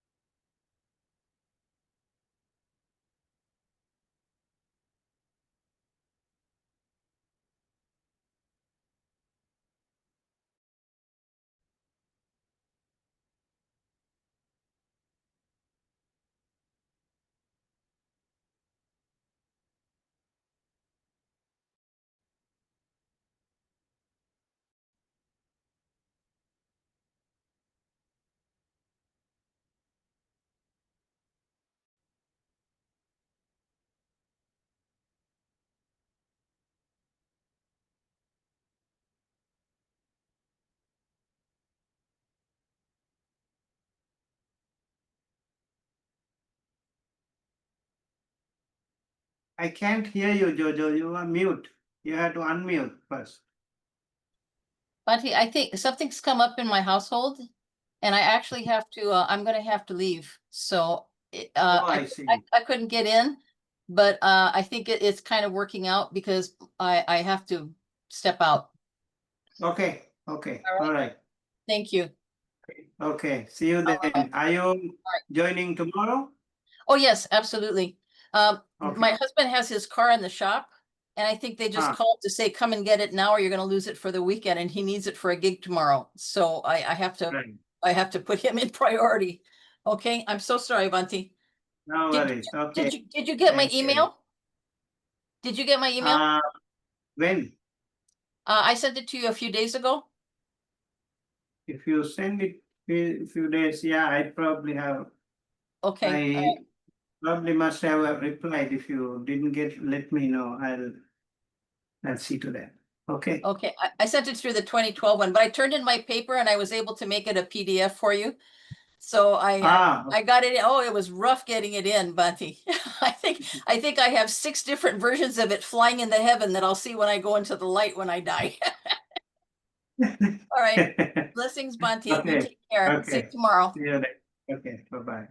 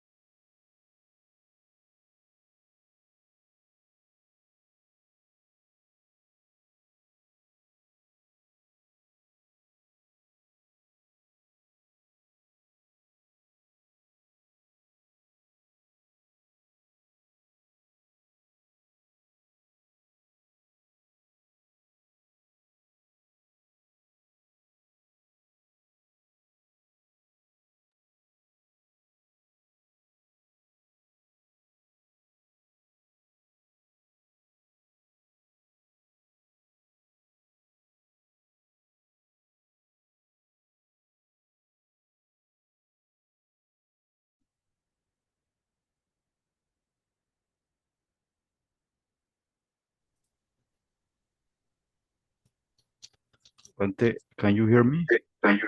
Yeah, yeah. Oh, Okay. we have some Let's wait for the others. the audio.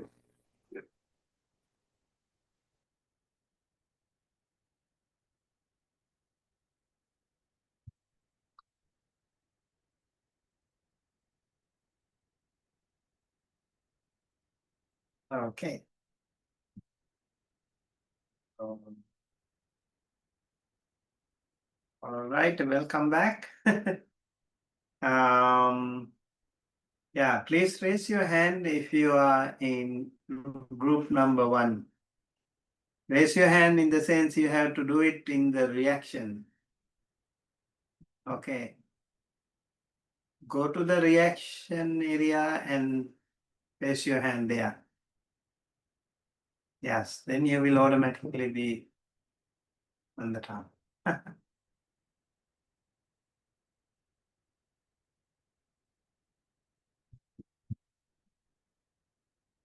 All right, so let's get started. Mark, Bante, Vijita, and Yushi.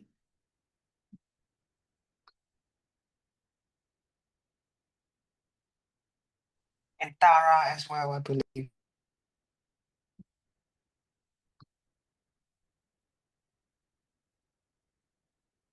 So I will start for our group. We had a great discussion. I think we first reviewed your article about Buddhism, ethnics, and morality. And we think that as you said in this article, that Buddhist ethnics with morality is really the starting point of Buddhist ethnics. But then by the end of the discussion, I think Mark and I we had a little disagreement. So I kind of, as a Buddhist, I said, well, I think Buddhist ethnics goes even beyond the morality, because I think as an enlightened being, Buddha knows everything. So the Buddhism ethnics, it's not really based on some morality that is restricted by a certain era or a certain culture, but instead it goes beyond that. So that's why Buddhist ethnics, we can observe them, and then we think it's reasonable, it makes sense. Even now, like for our modern people, we can still follow things. So while morality, sometimes it depends on the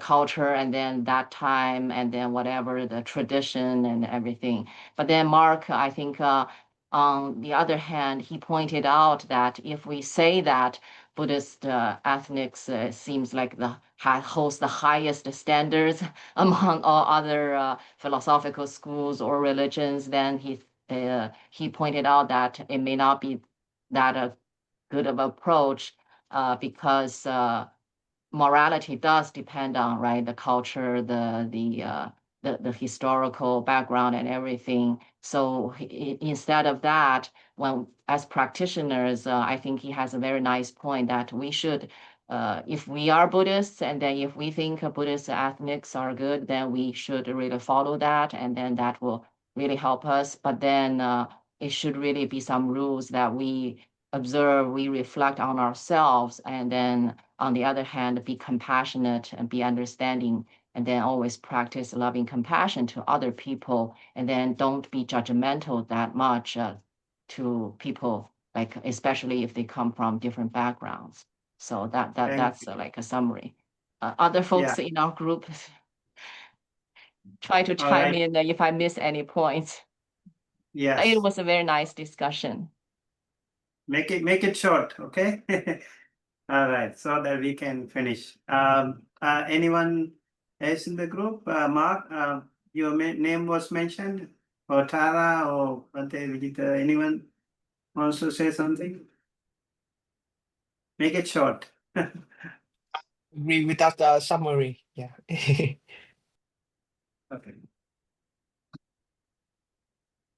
All right. So, okay, Tara, do you want to say something? Well, I I did like one line that I had read from the article that I wrote down, and it says, arise from and reinforce the negative mental states. I thought that was a nice thing to take away from and be mindful of from the article. That was all. I didn't really necessarily mean to want to say anything, but that's all. Thank you so much. Let's ask the other people now. Hands up those who are in group 2. Group 2 people.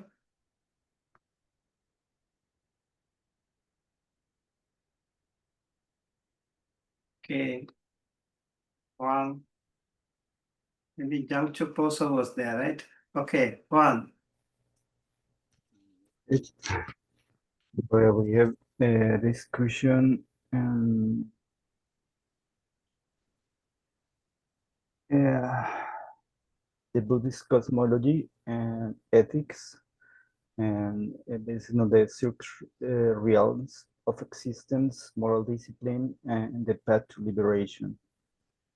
So, well, we have problems with the audio, so we can communicate very well. Oh, yeah, so I think I'm speaking from myself. Yeah, so the first is how the 6 realms of existence, ethical discipline, and the human condition interplay in teaching about our liberation. So I found the argument in your link. The 6 realm literally are plans to rebirth of rebirth caused by karmic actions rooted in greed, hatred, and delusion. I found the 3 poisons, and in this way we can change, as I can see, only through the ethical conduct. And let's see, just with the 5 precepts and 10 good courses of action, so we can avoid lower rebirths and ultimately liberate from the samsara, which was I was really confused, so I need to take this almost literally from the text. Then the aspect of psychological interpretation. So we found the 6 realms represent psychological or emotional states that we experience in everyday life. Ethical discipline helps us to recognize and shift away from unwholesome mental patterns, supporting liberation from suffering in the present moment, and not just future rebirths. And well, as I can see in the contemporary interpretation about these realms are reflected in emotional patterns of anger, greed, and ignorance, the 3 poisons. And how those patterns are really connected to the desire as a base in where we are really attached to things that drive us to the anger and greed, and finally the ignorance. okay. Yeah, that was the way of. Thank you, Johan. You did a great job. Well, let's move on to group 3. Please raise your hand if you are in group 3. Okay, Ayla, Kyra, and Cameron. Okay, please. Alrighty, so we looked at the article about the Ambalatika Rahulovada Sutra or Sutta that we read earlier. And one of the big things that we discussed was using shame to kind of help you with self-reflection. And I shared that from like my upbringing, the word shame has kind of like a bad connotation. Like if you like, you know, somebody can cause you to feel shame if they want to like control you, or, you know, once you feel shame, you're like, oh gosh, you know, I'm such a horrible person. I'm so bad. You know, you have this like big guilt. But we were talking about how that is not like, that's not really the understanding of the word shame that is meant in a Buddhist context. It's more just, you know, a feeling that arises when you know that you like done something outside of like the proper morality, and it's just actually a helpful tool, because if you know, if you feel like you've done something wrong, then now you have the opportunity to reflect on that, change your behavior in the future, or apologize.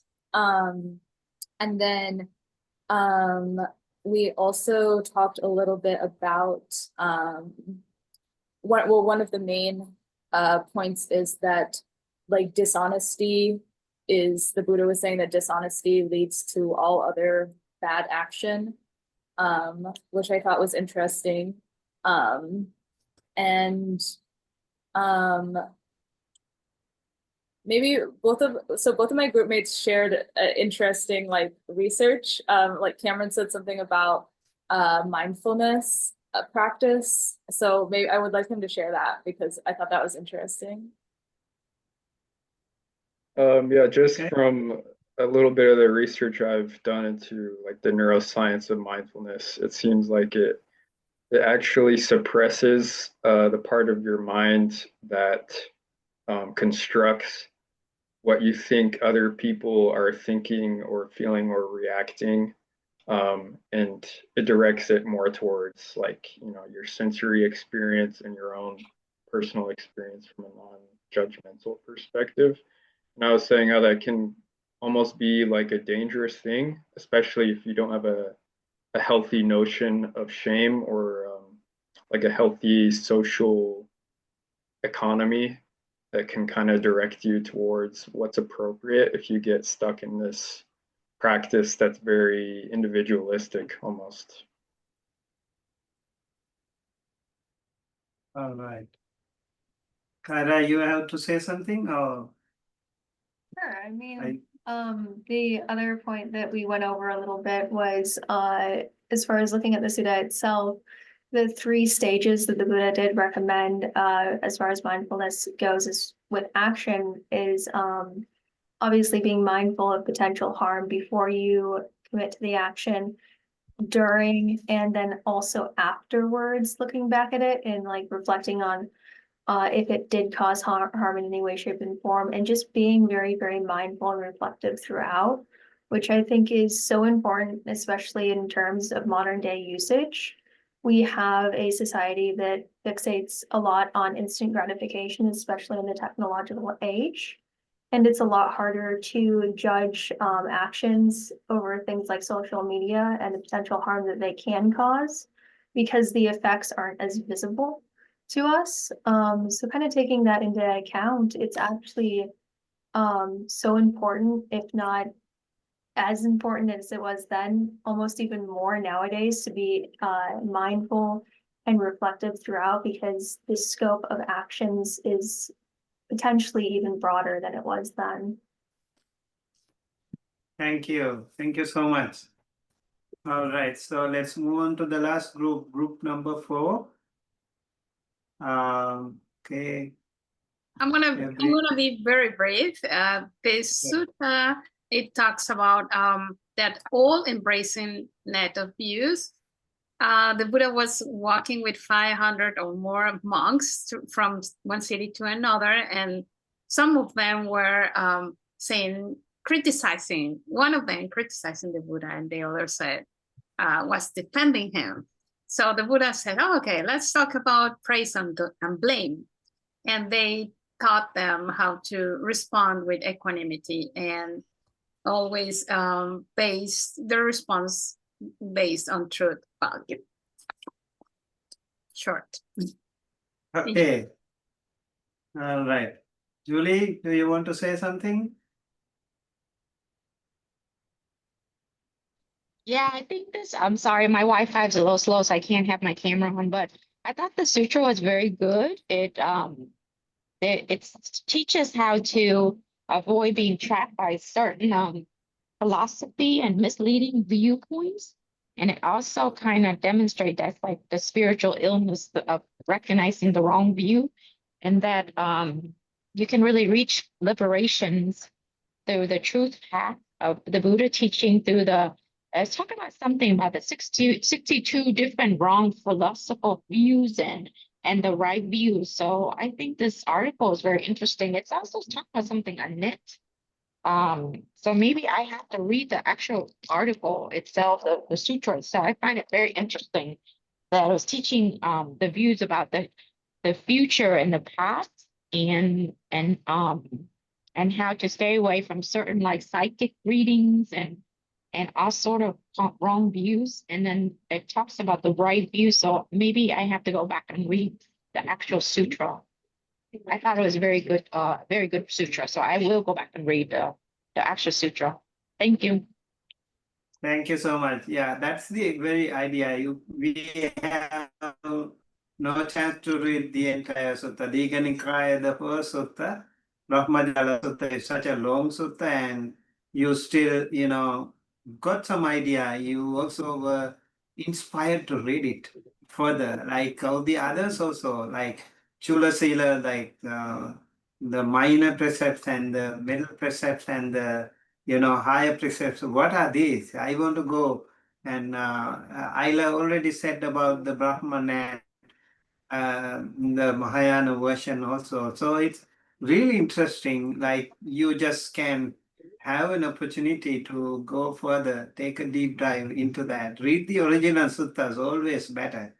And yeah, so some of the suttas that we learned today also can be helpful. I hope with that we have to stop because uh, we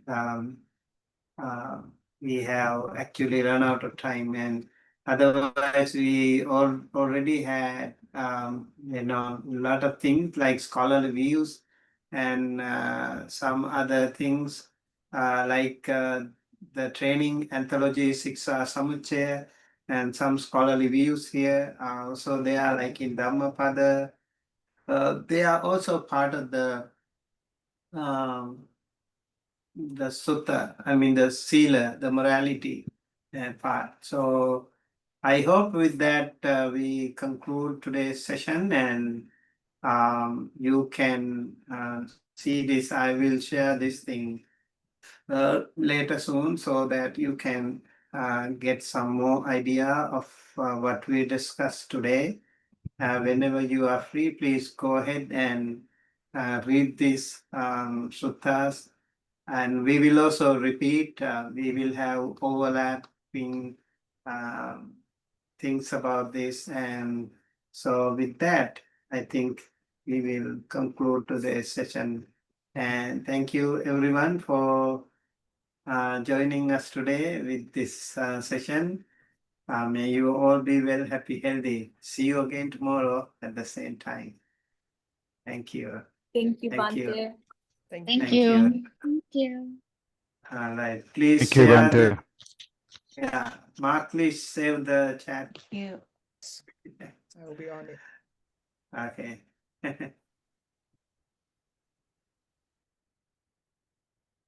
Everyone's online. Everyone's online. Mark, I hope you also recorded the thing, right? Because I noticed sometimes we forget to, record. He is on. Okay. You have a See you good then. night. Good See you. night. Goodbye.